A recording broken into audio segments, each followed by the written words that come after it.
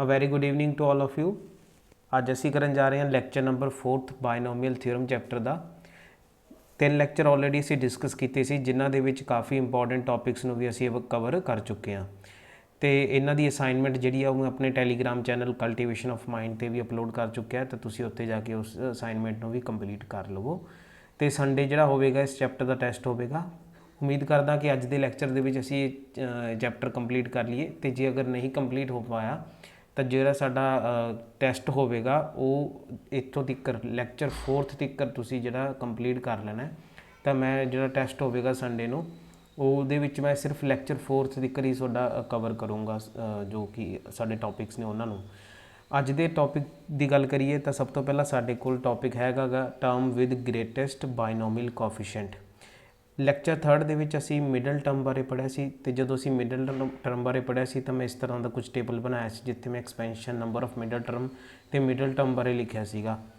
हुण अगर तुसीं ध्यान नाल देखो तो साडी जो एक्सपेंशनस ने x + y दी पावर 1, x + y दी पावर 2, x + y दी पावर 3, इस तरह जिहड़ियां साडीआं सारी एक्सपेंशनस ने इन्हां दे विच असीं कहा सीगा कि जे साडे कोल नंबर ऑफ टर्म्स ईवन होण तो मिडल टर्म्स साडे कोल कितनी होंदियां ने, ते जे नंबर ऑफ टर्म्स साडे कोल ऑड होण तो मिडल टर्म्स कितनी होंदियां ने, इहदे बारे असीं डिस्कस कीता सी। तो जे देख लैंदे आ दोबारा एक बार थोड़ा समझ लैंदे आ, क्योंकि मिडल टर्म दे नाल रिलेटेड ही है साडा टॉपिक यह अज दा।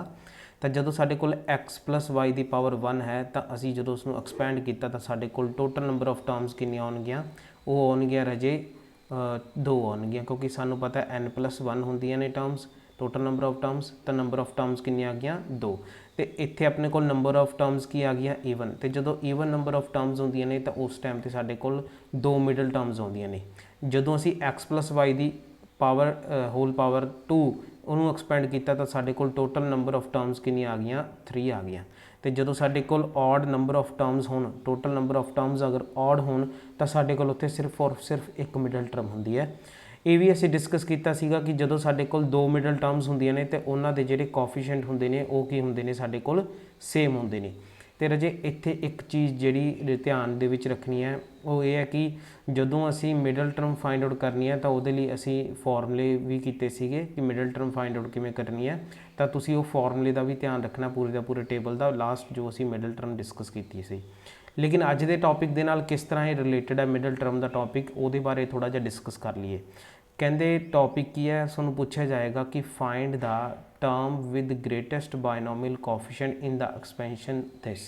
असी दसना होगा कि ग्रेटेस्ट बायनोमियल कोफिशिएंट वाली टर्म केड़ी है। ग्रेटेस्ट बायनोमियल कोफिशिएंट जिहड़ा है वो असी कल भी डिस्कस किया सी, ये बारे असी कहा कि जो साडी मिडल टर्म होंदी है तो जे अगर असी उसका कोफिशिएंट देखिए बायनोमियल एक्सपेंशन का जो मिडल टर्म है उसका अगर कोफिशिएंट देखिए तो वो सब तो की होंदा ग्रेटेस्ट होंदा। तुसीं देखो रजे अगर x + y दी पावर 5 की गल करिए तो ये साडे कोल 2 मिडल टर्म्स ने। जो साडे कोल मिडल टर्म्स 2 ने, क्यों? क्योंकि साडे कोल ईवन नंबर ऑफ टर्म्स ने। जो साडे कोल 2 मिडल टर्म्स ने तो दोनों ही मिडल टर्म्स का पहली गल कोफिशिएंट सेम है, पर जे असीं देखिए भी उन्हों का कोफिशिएंट जिहड़ा है वो बाकी सारी टर्म्स के नालों की है ग्रेटेस्ट। इस करके जे अगर सानू क्वेश्चन आ जाए कि असी ग्रेटेस्ट बायनोमियल कोफिशिएंट वाली टर्म पता करनी है तो रजे ग्रेटेस्ट बायनोमियल कोफिशिएंट वाली टर्म होर कोई टर्म नहीं हैगी, वो हैगी अपने कोल मिडल टर्म ही है। जे तुसीं मिडल टर्म पता कर लो तो वह कोफिशिएंट की हुंदा अपने आप दे विच ग्रेटेस्ट ही हुंदा गा। इसका मतलब एग्जाम्पल जी साडी दे रखी है, ये सानू ग्रेटेस्ट बायनोमियल कोफिशिएंट वाली टर्म पता करने लू कहा गया। तो सब तो पहला असीं की करांगे, सोल्यूशन दे विच सारा प्रोसैस जिहड़ा होगा वो मिडल टर्म फाइंड करने वाला होगा। तो सब तो पहला स्टैप की है, साडे कोल n की वैल्यू देखांगे जो कि दे रखी है 32। ਇਹਦਾ मतलब साडे कोल टोटल नंबर ऑफ टर्म्स कितनियां आ गईयां n + 1 होंदियां, सानू सारिਆਂ ਨੂੰ पता है वो आ गई 33 आ गई। ਇਹਦਾ मतलब साडे कोल कितनी है ऑड नंबर ऑफ टर्म्स। तो जे साडे कोल ऑड नंबर ऑफ टर्म्स है तो total number of middle terms कितनियां होणगियां, वो होणगियां सिर्फ और सिर्फ एक। तो एक मिडल टर्म फाइंड आउट करने वास्ते साडे कोल फार्मूला की है, मिडल टर्म कादे बराबर होगी, वो बराबर होगी n + 2/2h टर्म। तो n की वैल्यू कितनी है साडे कोल 32 + 2/2h, तो कितना आ गया अपने को 32/4। कहने का मतलब 17th टर्म जी है साडी वो मिडल टर्म है। तो वो नाल ही 17th टर्म वो टर्म है जिदा अगर बायनोमियल कोफिशिएंट देखिए तो की होगा अपने को ग्रेटेस्ट होगा। ਤਾਂ ਇਸ ਦਾ ਮਤਲਬ ਸਾਡੇ ਲਈ ਬਹੁਤ ਈਜ਼ੀ ਹੋ ਜਾਂਦਾ ਹੈ ਕਿ ਜੇ ਸਾਨੂੰ ਮਿਡਲ ਟਰਮ ਫਾਈਂਡ ਆਊਟ ਕਰਨ ਲਈ ਕਿਹਾ ਜਾਵੇ ਤਾਂ ਵੀ ਅਸੀਂ ਇਹ ਪ੍ਰੋਸੀਜਰ ਫੋਲੋ ਕਰਨਾ ਹੈ, ਤੇ ਜੇ ਸਾਨੂੰ ਕਿਹਾ ਜਾਵੇ ਕਿ ਗ੍ਰੇਟੈਸਟ ਬਾਇਨੋਮੀਅਲ ਕੋਫੀਸ਼ੀਐਂਟ ਵਾਲੀ ਟਰਮ ਪਤਾ ਕਰੋ ਤਾਂ ਵੀ ਇਹੀ ਪ੍ਰੋਸੀਜਰ ਫੋਲੋ ਕਰਨਾ ਹੈ ਕਿ ਅਸੀਂ ਸਭ ਤੋਂ ਪਹਿਲਾਂ n ਦੀ ਵੈਲਿਊ ਦੇਖਣੀ ਹੈ, ਫਿਰ ਚੈੱਕ ਕਰਨਾ ਹੈ ਟੋਟਲ ਨੰਬਰ ਆਫ ਟਰਮਸ ਕਿੰਨੀ ਹੋਣਗੇ, ਉਸ ਦੇ ਅਕੋਰਡਿੰਗ ਅਸੀਂ ਮਿਡਲ ਟਰਮ ਫਾਈਂਡ ਆਊਟ ਕਰਨ ਦਾ ਫਾਰਮੂਲਾ ਲਗਾ ਦੇਣਾ ਹੈ। ਵੱਧਦੇ ਹਾਂ ਅਗਲੇ ਟੌਪਿਕ ਦੇ ਵੱਲ, ਜੋ ਕਿ ਹੈ ਸਾਡਾ ਗ੍ਰੇਟੈਸਟ ਬਾਇਨੋਮੀਅਲ ਕੋਫੀਸ਼ੀਐਂਟ। ਹੁਣ ਹੀ ਅਸੀਂ ਡਿਸਕਸ ਕੀਤਾ ਕਿ ਸਾਡੀ ਮਿਡਲ ਟਰਮ ਜੋ ਹੁੰਦੀ ਹੈ ਉਸ ਦਾ ਕੋਫੀਸ਼ੀਐਂਟ ਕੀ ਹੁੰਦਾ ਹੈ, ਗ੍ਰੇਟੈਸਟ ਹੁੰਦਾ ਹੈ। ਤਾਂ ਇਹਦਾ ਮਤਲਬ ਅਸੀਂ ਸਭ ਤੋਂ ਪਹਿਲਾਂ ਮਿਡਲ ਟਰਮ ਫਾਈਂਡ ਆਊਟ ਕਰਾਂਗੇ, ਫਿਰ ਅਸੀਂ ਉਸ ਦਾ ਕੀ ਫਾਈਂਡ ਆਊਟ ਕਰਾਂਗੇ, ਕੋਫੀਸ਼ੀਐਂਟ, ਜੋ ਕਿ ਹੋਊਗਾ ਸਾਡਾ ਗ੍ਰੇਟੈਸਟ ਬਾਇਨੋਮੀਅਲ ਕੋਫੀਸ਼ੀਐਂਟ। ਕੁਐਸਚਨ ਦੇਖਦੇ ਹਾਂ, ਕਹਿੰਦੇ find the greatest binomial coefficient. ਹੁਣ ਪਿਛਲਾ ਕੁਐਸਚਨ ਕੀ ਸੀਗਾ, ਉਸ 'ਚ ਕੀ ਸੀ, ਫਾਈਂਡ ਦਾ ਟਰਮ ਪਤਾ ਕਰਨੀ ਸੀ, ਇਸ 'ਚ ਕੀ ਪਤਾ ਕਰਨਾ ਹੈ, ਵੈਲਿਊ ਫਾਈਂਡ ਆਊਟ ਕਰਨੀ ਹੈ ਉਸ ਗ੍ਰੇਟੈਸਟ ਬਾਇਨੋਮੀਅਲ ਕੋਫੀਸ਼ੀਐਂਟ ਦੀ। ਕਹਿੰਦੇ find the greatest binomial coefficient in the expansion of x + y ਦੀ ਪਾਵਰ 32 ਇਜ਼ r। ਤਾਂ ਸੇਮ ਪ੍ਰੋਸੀਜਰ ਫੋਲੋ ਕਰਾਂਗੇ। ਸਭ ਤੋਂ ਪਹਿਲਾਂ ਅਸੀਂ ਕਹਾਂਗੇ n ਦੀ ਵੈਲਿਊ ਸਾਡੇ ਕੋਲ ਕਿੰਨੀ ਦੇ ਰੱਖੀ ਹੈ, 32। ਟੋਟਲ ਨੰਬਰ ਆਫ ਟਰਮਸ ਕਿੰਨੀਆਂ ਹੋਣਗੀਆਂ ਰਾਜੇ ਸਾਡੇ ਕੋਲ, that is equal to n + 1, ਕਹਿਣ ਦਾ ਮਤਲਬ 32। ਤਾਂ ਸਾਡੇ ਕੋਲ ਇੱਥੇ ਨੰਬਰ ਆਫ ਮਿਡਲ ਟਰਮਸ ਕਿੰਨੀਆਂ ਹੋਣਗੀਆਂ, 1 ਹੋਣਗੀਆਂ, ਜਿਸ ਨੂੰ ਅਸੀਂ ਐਮਟੀ ਲਿਖ ਲਿਆ ਮਿਡਲ ਟਰਮ ਨੂੰ। ਕਿਵੇਂ ਫਾਈਂਡ ਆਊਟ ਕਰਾਂਗੇ, n + 2/2h ਟਰਮ, ਜੋ ਕਿ ਸਾਡੇ ਕੋਲ ਬਰਾਬਰ ਆ ਜੂ 32 + 2/2h ਟਰਮ। ਕਹਿਣ ਦਾ ਮਤਲਬ 17th ਟਰਮ ਕੀ ਆ ਗਈ, ਆਪਣੀ ਮਿਡਲ ਟਰਮ ਆ ਗਈ। ਤੇ 17th ਟਰਮ ਕੀ ਆ ਗਈ, ਆਪਣੀ term with greatest binomial coefficient. ਤਾਂ ਇਹ ਉਹ ਟਰਮ ਹੈ ਜਿਹਦਾ ਬਾਇਨੋਮੀਅਲ ਕੋਫੀਸ਼ੀਐਂਟ ਕੀ ਹੈ, ਗ੍ਰੇਟੈਸਟ ਹੈ। ਤਾਂ ਇਹਦਾ ਮਤਲਬ ਅਸੀਂ 17ਵੀਂ ਟਰਮ ਦਾ ਕੀ ਫਾਈਂਡ ਆਊਟ ਕਰਨਾ ਹੈ, ਕੋਫੀਸ਼ੀਐਂਟ ਫਾਈਂਡ ਆਊਟ ਕਰਨਾ ਹੈ। ਤਾਂ ਰਾਜੇ ਅਸੀਂ ਤਾਂ ਡਿਸਕਸ ਕੀਤਾ ਸੀਗਾ ਲੈਕਚਰਸ ਦੇ ਵਿੱਚ ਜਰਨਲ ਟਰਮ ਬਾਰੇ। ਹੁਣ ਅਸੀਂ ਕੀ ਕਰਾਂਗੇ, ਜਰਨਲ ਟਰਮ ਦੀ ਹੈਲਪ ਦੇ ਨਾਲ। ਜਰਨਲ ਟਰਮ ਕੀ ਸੀ ਸਾਡੇ ਕੋਲ, x + y ਦੀ ਪਾਵਰ n ਦੀ ਜਰਨਲ ਟਰਮ ਅਸੀਂ ਡਿਸਕਸ ਕੀਤੀ ਸੀ। ਉਹ ਸੀ ਆਪਣੇ ਕੋਲ ts + 1, ਜਿਸ ਨੂੰ ਅਸੀਂ ਲਿਖਿਆ ਸੀ ncs x ਦੀ ਪਾਵਰ n - s y ਦੀ ਪਾਵਰ s। ਇਹ ਅਸੀਂ ਜਰਨਲ ਟਰਮ ਨੂੰ ਡਿਸਕਸ ਕੀਤਾ ਸੀ। ਹੁਣ ਸਾਡਾ ਇੱਥੇ ਕੇਸ ਕੀ ਹੈ, ਇੱਥੇ ਹੈ x + y ਦੀ ਪਾਵਰ 32। ਤੇ ਇੱਥੇ ਸਾਨੂੰ ਇਹ ਵੀ ਪਤਾ ਹੈ ਵੀ ਅਸੀਂ ਕਿਹੜੀ ਟਰਮ ਪਤਾ ਕਰਨੀ ਹੈ, 17ਵੀਂ ਟਰਮ ਪਤਾ ਕਰਨੀ ਹੈ। ਤਾਂ ਮੈਂ ਇੱਥੇ t16 + 1 ਨੂੰ ਫਾਈਂਡ ਆਊਟ ਕਰਨਾ ਹੈ, ਜੋ ਕਿ ਬਰਾਬਰ ਹੋ 32 c16 x, ਜੋ ਕਿ ਸਾਡੇ ਕੋਲ x ਹੀ ਗਿਵਨ ਹੈ, ਉਹਦੀ ਪਾਵਰ 32 - 16, ਤੇ y ਦੀ ਪਾਵਰ ਕਿੰਨਾ ਆ ਗਿਆ, 16 ਆ ਗਿਆ। ਕਿੰਨਾ ਆ ਗਿਆ ਸਾਡੇ ਕੋਲ, 32 c16 x ਦੀ ਪਾਵਰ 16 y ਦੀ ਪਾਵਰ 16 ਆ ਗਿਆ। ਹੁਣ ਅਸੀਂ ਫਾਈਂਡ ਆਊਟ ਕੀ ਕਰਨਾ ਰਾਜੇ, ਕੋਫੀਸ਼ੀਐਂਟ। ਤਾਂ ਸਾਨੂੰ ਸਿਰਫ ਇਸ ਟਰਮ ਤੋਂ ਮਤਲਬ ਹੋਣਾ ਚਾਹੀਦਾ। ਤਾਂ ਕੋਫੀਸ਼ੀਐਂਟ ਕਿੰਨਾ ਆ ਗਿਆ ਆਫ ਮਿਡਲ ਟਰਮ, ਕਿਉਂਕਿ ਇਹ ਸਾਡੇ ਕੋਲ ਕੀ ਹੈ, ਮਿਡਲ ਟਰਮ ਹੈ। ਮਿਡਲ ਟਰਮ ਦਾ ਕੋਫੀਸ਼ੀਐਂਟ ਕਿੰਨਾ ਆ ਗਿਆ, 32 c16। ਤਾਂ ਅਗਰ ਦੇਖਾਂਗੇ ਸਾਡੇ ਕੋਲ option A is the correct answer. ਤਾਂ ਅਸੀਂ ਕੀ ਕੀਤਾ ਰਾਜੇ, ਦੁਬਾਰਾ ਦੇਖ ਲੈਂਦੇ ਹਾਂ। ਸਾਨੂੰ ਕਹਿੰਦੇ ਗ੍ਰੇਟੈਸਟ ਬਾਇਨੋਮੀਅਲ ਕੋਫੀਸ਼ੀਐਂਟ ਦੀ ਵੈਲਿਊ ਫਾਈਂਡ ਆਊਟ ਕਰੋ। ਅਸੀਂ ਡਿਸਕਸ ਕੀਤਾ ਕਿ ਮਿਡਲ ਟਰਮ ਉਹ ਟਰਮ ਹੁੰਦੀ ਹੈ ਜਿਹਦਾ ਕੋਫੀਸ਼ੀਐਂਟ ਜਾਂ ਫਿਰ ਬਾਇਨੋਮੀਅਲ ਕੋਫੀਸ਼ੀਐਂਟ ਸਭ ਤੋਂ ਵੱਡਾ ਹੁੰਦਾ, ਗ੍ਰੇਟੈਸਟ ਹੁੰਦਾ। ਇਹਦਾ ਮਤਲਬ ਅਸੀਂ ਸਭ ਤੋਂ ਪਹਿਲਾਂ ਮਿਡਲ ਟਰਮ ਫਾਈਂਡ ਆਊਟ ਕਰ ਲਈਏ, ਤੇ ਜੇ ਅਸੀਂ ਮਿਡਲ ਟਰਮ ਫਾਈਂਡ ਆਊਟ ਕਰ ਲਈ ਤਾਂ ਇਹਦਾ ਮਤਲਬ ਜਨਰਲ ਟਰਮ ਦੀ ਹੈਲਪ ਦੇ ਨਾਲ ਅਸੀਂ ਉਸ ਟਰਮ ਦਾ ਕੋਫੀਸ਼ੀਐਂਟ ਵੀ ਫਾਈਂਡ ਆਊਟ ਕਰ ਸਕਦੇ ਹਾਂ।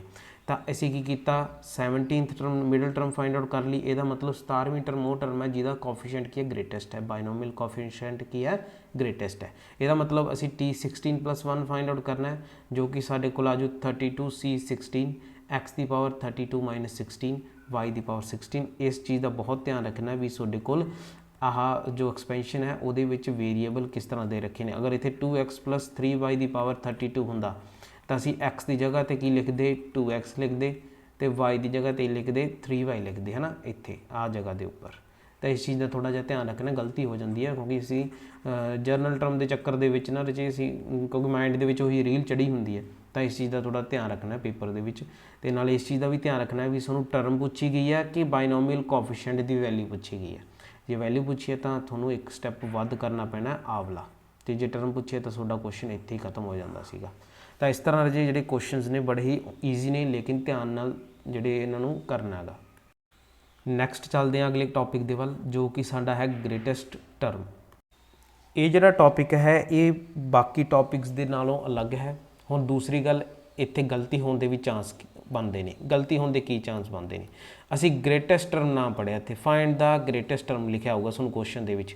ਹੁਣ ਅਗਰ ਤੁਸੀਂ ਪਿੱਛੇ ਜੋ ਕੁਐਸਚਨ ਕੀਤੇ ਅਗਰ ਧਿਆਨ ਨਾਲ ਦੇਖੋ ਤਾਂ ਤੁਸੀਂ ਇੱਥੇ ਗ੍ਰੇਟੈਸਟ ਪੜ੍ਹ ਰਹੇ ਹੋ ਹਰ ਜਗ੍ਹਾ 'ਤੇ, ਜਿਵੇਂ ਇੱਥੇ ਵੀ ਗ੍ਰੇਟੈਸਟ, ਇੱਥੇ ਵੀ ਗ੍ਰੇਟੈਸਟ ਆ ਗਿਆ ਆਪਣੇ ਕੋਲ, ਹੈ ਨਾ। ਤਾਂ ਤੁਸੀਂ ਕੀ ਯਾਰ ਅਜੇ ਗਲਤੀ ਖਾ ਜਾਂਦੇ ਹੋ। ਜਿਵੇਂ ਹੁਣ ਇੱਥੇ ਲਿਖਿਆ ਗ੍ਰੇਟੈਸਟ ਬਾਇਨੋਮੀਅਲ ਕੋਫੀਸ਼ੀਐਂਟ ਵਾਲੀ ਟਰਮ ਪਤਾ ਕਰਨੀ ਹੈ। ਤਾਂ ਆਪਾਂ ਜਿਹੜਾ ਅੱਜ ਦਾ ਹੁਣ ਜਿਹੜਾ ਟੌਪਿਕ ਕਰਨ ਜਾ ਰਹੇ ਹਾਂ ਉਹ ਹੈਗਾ ਆਪਣੇ ਕੋਲ ਗ੍ਰੇਟੈਸਟ ਟਰਮ। ਉਹਦੇ ਵਿੱਚ ਕੋਫੀਸ਼ੀਐਂਟ ਦੀ ਗੱਲ ਨਹੀਂ ਕੀਤੀ ਗਈ, ਉਹਦੇ ਵਿੱਚ ਕਿਸੇ ਵੀ ਹੋਰ ਚੀਜ਼ ਦੀ ਗੱਲ ਨਹੀਂ ਕੀਤੀ ਗਈ, ਉਸ 'ਚ ਸਿਰਫ ਔਰ ਸਿਰਫ ਇਹ ਕਿਹਾ ਵੀ ਗ੍ਰੇਟੈਸਟ ਟਰਮ ਪਤਾ ਕਰੋ। ਕਹਿਣਾ ਮਤਲਬ ਸਾਨੂੰ ਜੋ ਬਾਇਨੋਮੀਅਲ ਐਕਸਪੈਂਸ਼ਨ ਦਿੱਤੀ ਹੈ ਦੱਸੋ ਇਸ ਵਿੱਚ ਸਭ ਤੋਂ ਵੱਡੀ ਟਰਮ ਕਿਹੜੀ ਹੈ, ਗ੍ਰੇਟੈਸਟ ਟਰਮ ਕਿਹੜੀ ਹੈ। ਇੱਥੇ ਨਾ ਤਾਂ ਕੋਫੀਸ਼ੀਐਂਟ ਦੀ ਗੱਲ ਕੀਤੀ ਗਈ ਹੈ, ਨਾ ਕੋਫੀਸ਼ੀਐਂਟ ਦੀ ਵੈਲਿਊ ਦੀ ਗੱਲ ਕੀਤੀ। ਤਾਂ ਇਹ ਥੋੜ੍ਹਾ ਜਿਹਾ ਉਸ ਜੋ ਪਿਛਲੇ ਟੌਪਿਕਸ ਪੜ੍ਹੇ ਨੇ ਉਹਨਾਂ ਦੇ ਨਾਲੋਂ ਡਿਫਰੈਂਟ ਹੈ, ਮੈਂ ਵਿੱਚ ਮਿਕਸ ਨਹੀਂ ਕਰ ਦੇਣਾ ਉਹਨਾਂ ਨੂੰ, ਠੀਕ ਹੈ ਜੀ। ਜਿਹੜੀ ਗ੍ਰੇਟੈਸਟ ਟਰਮ ਹੈ ਜੇ ਇਸ ਨੂੰ ਅਸੀਂ ਨੂਮੈਰੀਕਲੀ ਸੋਲਵ ਕਰਦੇ ਹਾਂ। ਨੂਮੈਰੀਕਲੀ ਦਾ ਕੀ ਮਤਲਬ ਹੁੰਦਾ ਹੈ? ਨੂਮੈਰੀਕਲ ਦਾ ਮਤਲਬ ਹੁੰਦਾ ਐਬਸੋਲੂਟ ਵੈਲਿਊ ਫਾਈਂਡ ਆਊਟ ਕਰਨੀ ਹੈ ਅਸੀਂ ਇਹਦੀ।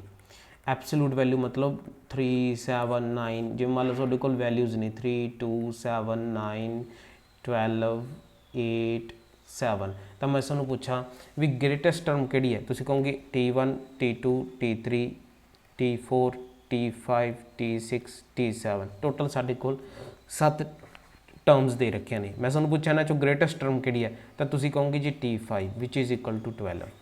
ਤਾਂ ਤੁਸੀਂ ਕਹੋਗੇ ਪੰਜਵੀਂ ਟਰਮ ਜਿਹੜੀ ਹੈ ਸਭ ਤੋਂ ਗ੍ਰੇਟੈਸਟ ਹੈ। ਤਾਂ ਇਸ ਤਰ੍ਹਾਂ ਰਾਜੇ ਇਹ ਤਾਂ ਈਜ਼ੀ ਐਗਜ਼ਾਮਪਲ ਸੀਗੀ, ਲੇਕਿਨ ਸਾਡੇ ਕੋਲ ਕੀ ਆਊਗੀ ਬਾਇਨੋਮੀਅਲ ਐਕਸਪੈਂਸ਼ਨ ਆਊਗੀ, ਉਸ ਦੇ ਵਿੱਚੋਂ ਅਸੀਂ ਫਾਈਂਡ ਆਊਟ ਕਰਕੇ ਦੱਸਣਾ ਹੈ ਵੀ ਗ੍ਰੇਟੈਸਟ ਟਰਮ ਸਾਡੇ ਕੋਲ ਕਿਹੜੀ ਹੋਵੇਗੀ, ਠੀਕ ਹੈ ਜੀ। ਹੁਣ ਦੇਖੋ ਐਗਜ਼ਾਮਪਲ ਆ ਤੁਹਾਡੇ ਕੋਲ, ਕਹਿੰਦੇ ਫਾਈਂਡ ਦਾ ਗ੍ਰੇਟੈਸਟ ਟਰਮ, ਕੁਛ ਨਹੀਂ ਲਿਖਿਆ ਤੇ ਕੋਫੀਸ਼ੀਐਂਟ ਵਗੈਰਾ ਕੁਛ ਨਹੀਂ ਲਿਖਿਆ ਵਾ, ਇੱਥੇ ਲਿਖਿਆ greatest term in the expansion of this and x is equal to 2/3 ਪੱਕਾ x ਦੀ ਵੈਲਿਊ ਦਿੱਤੀ ਹੋਊਗੀ ਜੀ, ਗਿਵਨ ਹੋਊਗੀ ਕੁਐਸਚਨ ਦੇ ਵਿੱਚ। ਇਸ ਚੀਜ਼ ਦਾ ਜਿਹੜਾ ਤੁਸੀਂ ਧਿਆਨ ਰੱਖਣਾ ਹੈ, ਘਬਰਾਉਣਾ ਨਹੀਂ ਹੈ ਕਿ ਹਾਂ ਅਸੀਂ ਪਹਿਚਾਣ ਪਾਵਾਂਗੇ ਕੁਐਸਚਨ ਨੂੰ ਕਿ ਨਹੀਂ, ਥੋੜ੍ਹਾ ਜਿਹਾ ਪੇਸ਼ੈਂਸ ਦੇ ਨਾਲ ਕਰਿਓ। x ਦੀ ਵੈਲਿਊ ਜਿਹੜੀ ਆਪਣੇ ਕੋਲ 2/3 ਦੇ ਰੱਖੀ ਹੋ, ਸੌਰੀ x ਦੀ ਵੈਲਿਊ ਜਿਹੜੀ ਆਪਣੇ ਕੋਲ ਗਿਵਨ ਹੋਵੇਗੀ ਇਸ ਕੁਐਸਚਨ 'ਚ 2/3 ਹੈ। ਅਸੀਂ ਜਿਹੜਾ ਹੈ ਰਾਜੇ ਇਸ ਕੁਐਸਚਨ ਨੂੰ ਸਿੰਪਲ ਇੱਕ ਮੈਥਡ ਜਿਹੜਾ ਇਹ ਅਪਲਾਈ ਕਰ ਸਕਦੇ ਹਾਂ ਕਿ 1 + x ਦੀ ਪਾਵਰ 10 ਨੂੰ ਐਕਸਪੈਂਡ ਕਰ ਦਈਏ ਬਾਇਨੋਮੀਅਲ ਥਿਓਰਮ ਲਗਾ ਕੇ। ਉਹ ਕੀ ਆਜੂ 10c 0, 1 ਦੀ ਪਾਵਰ ਕਿੰਨਾ ਆਜੂ 10, x ਦੀ ਪਾਵਰ 0 ਪਲੱਸ 10c 1 ਦੀ ਪਾਵਰ ਕਿੰਨਾ ਆਜੂ ਆਪਣੇ ਕੋਲ 9, x ਦੀ ਪਾਵਰ ਕਿੰਨਾ ਆਜੂ 1, 10c 2 1 ਦੀ ਪਾਵਰ ਕਿੰਨਾ ਆਜੂ ਆਪਣੇ ਕੋਲ 8, x the power 2 up to ਸੋ ਐਨ। ਫਿਰ ਅਸੀਂ ਪਹੁੰਚ ਜਾਵਾਂਗੇ 10c 10 ਤੇ, ਜਿੱਥੇ ਅਸੀਂ ਕਹਾਂਗੇ 1 ਦੀ ਪਾਵਰ ਕਿੰਨਾ ਆਜੂ 0, x ਦੀ ਪਾਵਰ ਕਿੰਨਾ ਆਜੂ 10। ਤਾਂ ਹੁਣ ਕੀ ਕਰਾਂਗੇ ਅਸੀਂ ਇਹਨਾਂ ਸਾਰੀਆਂ ਨੂੰ ਸੋਲਵ ਕਰ ਲਾਂਗੇ। ਜਿਵੇਂ ਕਿ ਸਾਨੂੰ ਪਤਾ ਹੈ 10c 0 ਕਿੰਨਾ ਹੁੰਦਾ ਹੈ, ਉਹ 1 ਹੁੰਦਾ ਹੈ, ਤੇ 1 ਦੀ ਪਾਵਰ 10 ਕਿੰਨਾ ਹੁੰਦਾ, ਉਹ ਵੀ 1 ਹੁੰਦਾ, ਤਾਂ ਸਾਰਾ 1 ਆ ਗਿਆ, ਪਲੱਸ 10c 1 ਕਿੰਨਾ ਆ ਗਿਆ, 10 ਆ ਗਿਆ, ਤੇ ਨਾਲ ਕੀ ਲੱਗ ਜੂ x। ਇਸ ਤਰ੍ਹਾਂ ਅਸੀਂ ਸੋਲਵ ਕਰਦੇ ਜਾਵਾਂਗੇ। ਤਾਂ ਇਸ ਤਰ੍ਹਾਂ ਅਸੀਂ ਕੀ ਕਰਾਂਗੇ, x ਦੀ ਫਾਰਮ ਦੇ ਵਿੱਚ ਇੱਕ ਫਾਈਂਡ ਆਊਟ ਕਰ ਲਾਂਗੇ ਨਾ ਵੈਲਿਊਜ਼ ਨੂੰ। 10c 10 ਕਿੰਨਾ ਹੁੰਦਾ, ਉਹ ਵੀ 1 ਹੁੰਦਾ, ਤੇ ਇੱਥੇ ਆਪਣੇ ਕੋਲ ਕਿੰਨਾ ਆ ਗਿਆ x ਦੀ ਪਾਵਰ 10। ਇਸ ਤਰ੍ਹਾਂ ਸਾਡੇ ਕੋਲ ਕੀ ਬਣ ਜੂਗੀ, ਇੱਕ ਤਰ੍ਹਾਂ ਦੀ ਸੀਰੀਜ਼ ਬਣ ਜੂਗੀ। ਤਾਂ ਇਹ ਸੀਰੀਜ਼ ਦੇ ਵਿੱਚ ਹੁਣ ਅਸੀਂ x ਦੀ ਵੈਲਿਊ ਕਿੰਨੀ ਪੁੱਟ ਕਰਾਂਗੇ 2/3। ਤਾਂ ਫਿਰ ਅਸੀਂ ਕੀ ਕਹਾਂਗੇ 1 + 10 × 2/3 ਪਲੱਸ ਫਿਰ ਇੱਦਾਂ ਸਾਰੀਆਂ ਵੈਲਿਊਜ਼ ਪੁੱਟ ਕਰਾ ਕੇ 10x ਦੀਆਂ 2/3। ਤਾਂ ਫਿਰ ਆਪਾਂ ਕੀ ਕਰ ਲਾਂਗੇ, ਕੈਲਕੂਲੇਟ ਕਰ ਲਾਂਗੇ। ਬੜਾ ਹੀ ਲੈਂਥੀ ਪ੍ਰੋਸੈਸ ਹੈ, ਪਰ ਇਹ ਕੀ ਹੈ ਆਪਣਾ ਰਜੇ ਕਹਿਣ ਦਾ ਮਤਲਬ ਸਿੰਪਲ ਪ੍ਰੋਸੈਸ ਹੈ, ਜਿਹਦੇ ਰਾਹੀਂ ਤੁਸੀਂ ਬਾਇਨੋਮੀਅਲ ਥਿਓਰਮ ਲਗਾ ਕੇ ਵੀ ਸੋਲਵ ਕਰ ਸਕਦੇ ਹੋ। ਲੇਕਿਨ ਪੇਪਰ ਦੇ ਵਿੱਚ ਤਾਂ ਇਹ ਚੀਜ਼ ਨਾਲ ਕੁਐਸਚਨ ਸੋਲਵ ਨਹੀਂ ਹੋ ਪਾਉਣਾ, ਬੜਾ ਹੀ ਲੈਂਥੀ, ਬੜਾ ਡਿਫਿਕਲਟ, ਬੋਰਿੰਗ ਜਿਹਾ ਕੰਸੈਪਟ ਹੈ। ਅਗਰ ਬਾਇਨੋਮੀਅਲ ਥਿਓਰਮ ਦੀ ਗੱਲ ਕਰੀਏ ਇਸ ਪਰਟੀਕੂਲਰ ਕੁਐਸਚਨ 'ਤੇ ਜਿੱਥੇ ਆਪਾਂ ਗ੍ਰੇਟੈਸਟ ਟਰਮ ਪਤਾ ਕਰਨੀ ਹੈ, ਤਾਂ ਇਹਦੇ ਲਈ ਅਸੀਂ ਕੀ ਹੈ ਰਜੇ ਇਸ ਤਰ੍ਹਾਂ ਗ੍ਰੇਟੈਸਟ ਟਰਮ ਫਾਈਂਡ ਆਊਟ ਨਹੀਂ ਕਰ ਸਕਦੇ। ਇਹਦੇ ਲਈ ਅਸੀਂ ਕੀ ਹੈ ਪ੍ਰੋਸੀਜਰ ਦਾ ਯੂਜ਼ ਕਰਾਂਗੇ, ਪ੍ਰੋਪਰ ਪ੍ਰੋਸੀਜਰ ਦਾ, ਜਿਹੜਾ ਪ੍ਰੋਸੀਜਰ ਸਟੈਪਸ ਦੇ ਵਿੱਚ ਚੱਲੂਗਾ, ਤੁਸੀਂ ਵੀ ਉਹ ਸਟੈਪਸ ਨੂੰ ਫੋਲੋ ਕਰਕੇ ਇਸ ਕੁਐਸਚਨਸ ਨੂੰ ਸੋਲਵ ਕਰਨਾ ਹੈ। ਤਾਂ ਸਭ ਤੋਂ ਪਹਿਲਾ ਸਟੈਪ ਕੀ ਹੈ ਰਜੇ, ਸਟੈਪ 1 ਹੈ, ਕਹਿੰਦੇ ਅਸੀਂ ਮੰਨ ਲਾਂਗੇ ਕਿ r + 1th ਟਰਮ ਸਾਡੇ ਕੋਲ ਹੈਗੀ ਹੈ, ਉਹ ਕੀ ਆਪਣੇ ਕੋਲ ਗ੍ਰੇਟੈਸਟ ਟਰਮ ਹੈ। ਸਭ ਤੋਂ ਪਹਿਲਾ ਸਟੈਪ ਕੀ ਹੈ, ਅਸੀਂ ਅਜ਼ਿਊਮ ਕਰਾਂਗੇ let r + 1th term is the greatest term. ਅਸੀਂ ਕਹਾਂਗੇ ਸਟੈਪ 1 ਦੇ ਵਿੱਚ let consider r + 1th term is the greatest term in the expansion। ਜੋ ਸਾਡੀ ਐਕਸਪੈਂਸ਼ਨ ਕਰਨੀ ਹੈ 1 + x ਦੀ ਪਾਵਰ 10 ਦੀ, ਅਸੀਂ ਮੰਨ ਲਿਆ ਵੀ r + 1th ਟਰਮ ਕੀ ਹੈ, ਇਹਦੇ ਵਿੱਚ ਸਭ ਤੋਂ ਵੱਡੀ ਟਰਮ ਹੈ। ਇਹਦਾ ਮਤਲਬ tr + 1 ਜਿਹੜਾ ਹੈ ਉਹ ਵੱਡੀ ਹੋਊਗੀ tr ਤੋਂ। ਜਿਹੜੀ ਸਾਡੀ ਗ੍ਰੇਟੈਸਟ ਟਰਮ ਹੈ ਉਹਦੇ ਆਸੇ ਪਾਸੇ ਵਾਲੀਆਂ ਟਰਮਸ ਉਸ ਤੋਂ ਛੋਟੀ ਇੱਕ ਮਤਲਬ ਉਸ ਤੋਂ ਪਹਿਲਾਂ ਵਾਲੀ ਇੱਕ ਟਰਮ ਛੋਟੀ ਨਹੀਂ ਉਸ ਤੋਂ ਇੱਕ ਪਹਿਲਾਂ ਵਾਲੀ ਟਰਮ ਉਸ ਤੋਂ ਛੋਟੀ ਹੋਊਗੀ ਜਾਂ ਫਿਰ ਕੀ ਹੋਊਗੀ ਉਸ ਦੇ ਬਰਾਬਰ ਹੋਵੇਗੀ। ਹੁਣ ਤੁਸੀਂ ਇੱਥੇ ਐਗਜ਼ਾਮਪਲ ਮੈਂ ਲਿਖੀ ਸੀਗੀ 2 2 4 9 12 12 7 6। ਹੁਣ ਮੰਨ ਲਓ ਇਹ ਤੁਹਾਡੇ ਕੋਲ ਕੀ ਹੈ ਕੁਛ ਸੀਕੁਐਂਸ ਦੇ ਰੱਖਿਆ ਹੈ ਨਾ, ਤਾਂ ਮੈਂ ਤੁਹਾਨੂੰ ਕਹਾਂ ਇਹਦੇ ਵਿੱਚ ਗ੍ਰੇਟੈਸਟ ਟਰਮ ਕੀ ਹੈ, ਤਾਂ ਤੁਸੀਂ ਕਹੋਗੇ T1 ਹੈ, T2 ਹੈ, T3 ਹੈ, T4 ਹੈ, T5 ਜਿਹੜੀ ਹੈ ਗ੍ਰੇਟੈਸਟ ਹੈ, T6 ਵੀ ਗ੍ਰੇਟੈਸਟ ਹੈ। ਤਾਂ ਹੁਣ ਇੱਥੇ ਕੀ ਹੈ ਰਾਜੇ, ਜਿਹੜੀ T5 ਹੈ ਉਹ ਤਾਂ ਗ੍ਰੇਟੈਸਟ ਹੈਗੀ ਹੈ ਲੇਕਿਨ T6 ਵੀ ਗ੍ਰੇਟੈਸਟ ਹੈ। ਤਾਂ ਤੁਸੀਂ ਕਹੋਗੇ ਵੀ T6 ਤਾਂ ਗ੍ਰੇਟੈਸਟ ਹੈ ਲੇਕਿਨ ਉਸ ਤੋਂ ਇੱਕ ਪਹਿਲਾਂ ਵਾਲੀ ਟਰਮ T5 ਵੀ ਗ੍ਰੇਟੈਸਟ ਹੈ। ਤਾਂ ਕਹਿਣ ਦਾ ਮਤਲਬ ਉਹ ਟਰਮ ਛੋਟੀ ਵੀ ਹੋ ਸਕਦੀ ਹੈ। ਹੁਣ ਇੱਥੇ ਮੰਨ ਲਓ 11 ਹੁੰਦਾ ਤਾਂ ਆਪਾਂ ਕੀ ਕਹਿ ਦਿੰਦੇ ਵੀ T6 is the greatest term and T5 is less than 1 ਜਾਂ ਫਿਰ ਆਪਾਂ ਕਹਾਂਗੇ ਇਜ਼ ਲੈਸ ਦੈਨ T6। ਤਾਂ ਇਹਦਾ ਮਤਲਬ ਰਾਜੇ ਅਸੀਂ ਜੇ ਅਗਰ TR+1 ਨੂੰ ਕੰਸੀਡਰ ਕਰਦੇ ਹਾਂ ਗ੍ਰੇਟੈਸਟ ਟਰਮ, ਤੇ ਜਿਹੜੀ ਉਸ ਤੋਂ ਇੱਕ ਛੋਟੀ ਟਰਮ ਹੋਊਗੀ ਉਸ ਤੋਂ ਪਹਿਲਾਂ ਵਾਲੀ ਉਹ ਛੋਟੀ ਹੋਊਗੀ ਉਸ ਤੋਂ। ਇਹੀ ਮੈਂ ਜਸਟ ਲਿਖਿਆਗਾ। ਉਸ ਤੋਂ ਬਾਅਦ ਅਗਰ ਅਸੀਂ ਦੇਖੀਏ ਵੀ ਇਹਨੂੰ ਅਸੀਂ ਹੋਰ ਕਿਸ ਤਰ੍ਹਾਂ ਲਿਖ ਸਕਦੇ ਹਾਂ, ਇਹਨੂੰ ਅਸੀਂ ਲਿਖ ਸਕਦੇ ਹਾਂ TR+1/TR। ਇਹ ਪੂਰਾ ਪ੍ਰੋਸੀਜਰ ਹੈ, ਇਸੇ ਤਰ੍ਹਾਂ ਹੀ ਫੋਲੋ ਜਿਹੜਾ ਕਰਨਾ ਹੈਗਾ। ਲੈਸ ਦੈਨ ਦਾ ਸਾਈਨ ਪਾਓ ਜਾਂ ਇਕੁਅਲ ਟੂ ਦਾ ਸਾਈਨ ਪਾਓ, ਅੱਗੇ ਜਾ ਕੇ ਸਾਨੂੰ ਕੋਈ ਫਰਕ ਨਹੀਂ ਪੈਂਦਾ ਗਾ। ਠੀਕ ਹੈ ਜੀ, TR+1/TR ਇਜ਼ ਗ੍ਰੇਟਰ ਦੈਨ 1, ਇਹ ਅਸੀਂ ਲਿਖ ਲਿਆ ਹੈ ਨਾ। ਹੁਣ ਅਸੀਂ ਗੱਲ ਕਿਸ ਦੀ ਕਰ ਰਹੇ ਹਾਂ, ਅਸੀਂ ਗੱਲ ਕਰ ਰਹੇ ਹਾਂ ਫੋਰ 1 + x⁻10 ਇਸ ਐਕਸਪੈਂਸ਼ਨ ਦੀ ਗੱਲ ਕਰ ਰਹੇ ਹਾਂ। ਠੀਕ ਹੈ ਜੀ, ਤਾਂ ਅਸੀਂ ਰਾਜੇ ਇੱਥੇ ਇੱਕ ਫਾਰਮੂਲਾ ਵੀ ਪੜ੍ਹਿਆ ਸੀਗਾ। ਫਾਰਮੂਲਾ ਕੀ ਪੜ੍ਹਿਆ ਸੀਗਾ, ਅਸੀਂ ਪੜ੍ਹਿਆ ਸੀਗਾ ਕਿ NCR ਜੋ NCR ਹੁੰਦਾ ਹੈ ਉਹ ਬਰਾਬਰ ਹੁੰਦਾ ਹੈ NCn-r ਦੇ। ਇੱਕ ਅਸੀਂ ਫਾਰਮੂਲਾ ਪੜ੍ਹਿਆ ਸੀਗਾ ਕਿ NCR ਡਿਵਾਈਡਡ ਬਾਏ NCR-1 ਇਹ ਕਾਹਦੇ ਬਰਾਬਰ ਹੁੰਦਾ ਹੈ, ਅਸੀਂ ਇੱਕ ਕ੍ਰੋਸ ਮੈਂ ਤੁਹਾਨੂੰ ਕਿਹਾ ਸੀ ਕ੍ਰੋਸ ਕਰ ਲਈਦਾ ਹੁੰਦਾ ਹੈ, ਤਾਂ ਇਹ ਬਰਾਬਰ ਸੀ n-r-1/r ਦੇ। ਇਹ ਦੋ ਫਾਰਮੂਲੇ ਅਸੀਂ ਪੜ੍ਹੇ ਸੀਗੇ ਲਾਸਟ ਲੈਕਚਰਸ ਦੇ ਵਿੱਚ ਹੈ ਨਾ, ਇਹਨਾਂ ਦਾ ਹੀ ਵਰਤੋਂ ਇੱਥੇ ਕੀਤੀ ਜਾਣੀ ਹੈ ਨਾ। ਦੇਖਿਓ ਤੁਸੀਂ ਕਿਸ ਤਰ੍ਹਾਂ ਅਸੀਂ ਵਰਤੋਂ ਕਰਦੇ ਹਾਂ। ਪਰ ਉਸ ਤੋਂ ਪਹਿਲਾਂ ਅਗਰ ਗੱਲ ਕਰੀਏ TR+1 ਦੀ, ਤਾਂ TR+1 ਕੀ ਹੈ, ਹੁਣ ਇਹਨੂੰ ਐਕਸਪੈਂਡ ਕਰੀਏ। ਹੁਣ ਤੁਸੀਂ ਕਿਹਾ ਸੀਗਾ ਕਿ ਤੁਹਾਨੂੰ ਮੈਂ ਦੱਸਿਆ ਸੀ ਕਿ T6+1 ਕੀ ਹੈ, ਤਾਂ ਉਹ ਕੀ ਆਪਣੇ ਕੋਲ NC6xn-6y6। ਅਸੀਂ ਇਸ ਨੂੰ ਐਕਸਪੈਂਡ ਕੀਤਾ ਸੀ ਨਾ ਇਸ ਤਰ੍ਹਾਂ ਜਨਰਲ ਟਰਮ ਦੀ ਹੈਲਪ ਦੇ ਨਾਲ। ਤਾਂ ਅਗਰ ਗੱਲ ਕਰੀਏ TR+1 ਦੀ ਫॉर 1 + x⁻10 ਇਹਦੀ ਐਕਸਪੈਂਸ਼ਨ ਵਾਸਤੇ, ਤਾਂ TR+1 ਕਿੰਨਾ ਆਜੂ, ਉਹ ਆਜੂ NCR n ਕਿੰਨਾ ਹੈ 10 CR1/10-r। x ਕਿੰਨਾ ਆਪਣੇ ਕੋਲ ਇੱਥੇ 1 ਤੇ y ਕਿੰਨਾ ਦੇ ਰੱਖਿਆ x, ਤਾਂ x ਦੀ ਪਾਵਰ ਕਿੰਨਾ ਆਜੂ r। ਕਿਉਂਕਿ ਰਾਜੇ ਅਸੀਂ ਕੈਪੀਟਲ X + y⁻n ਇਸ ਐਕਸਪੈਂਸ਼ਨ ਵਾਸਤੇ ਜਨਰਲ ਟਰਮ ਪਤਾ ਕੀਤੀ ਸੀ। ਇਹਨਾਂ ਦੋਨਾਂ ਨੂੰ ਕੰਪੇਅਰ ਕਰਨ ਤੇ ਸਾਡੇ ਕੋਲ ਕੈਪੀਟਲ X ਦੀ ਵੈਲਿਊ 1 ਹੈ ਤੇ ਕੈਪੀਟਲ Y ਦੀ ਵੈਲਿਊ ਕਿਹਦੇ ਬਰਾਬਰ ਹੈ x ਦੇ। ਤਾਂ ਹੀ ਮੈਂ ਇੱਥੇ ਕਿਹਾ ਵੀ ਆਪਣੇ ਕੋਲ x ਕਿੰਨਾ 1 y ਕਿੰਨਾ x, ਕਿਉਂਕਿ ਆਪਾਂ ਇੱਥੇ ਕੀ ਵੀ ਲਿਖਦੇ ਹੁੰਦੇ ਆ TR+1 = NCR x⁻n-r y⁻r। ਤਾਂ ਆ x ਆਪਣੇ ਕੋਲ ਕਿੰਨਾ 1 ਤੇ ਆ y ਕਿੰਨਾ ਆਪਣੇ ਕੋਲ x। ਇਹ ਸਾਰਾ ਡਿਸਕਸ ਕੀਤਾ, ਮੈਂ ਸਿਰਫ ਤਾਂ ਦੱਸ ਰਿਹਾ ਸੀ ਕਈ ਵਾਰ ਕੋਈ ਸਟੂਡੈਂਟ ਜਿਹੜਾ ਸਿੱਧਾ 4th ਲੈਕਚਰ ਦੇਖਣ ਲੱਗ ਜਾਂਦਾ ਤਾਂ ਉਹਨੂੰ ਵੀ ਥੋੜ੍ਹਾ ਜਿਹਾ ਸਮਝ ਆ ਜਾਏ, ਇਸ ਕਰਕੇ ਮੈਂ ਥੋੜ੍ਹਾ ਜਿਹਾ ਐਕਸਪਲੇਨ ਕਰ ਰਿਹਾ ਸੀ। ਤਾਂ ਰਾਜੇ ਇਹ ਆਪਣੇ ਕੋਲ TR+1 ਦੀ ਵੈਲਿਊ ਆ ਗਈ, ਕਿਹਦੇ ਬਰਾਬਰ ਆ ਗਈ 10 CR x⁻r ਦੇ।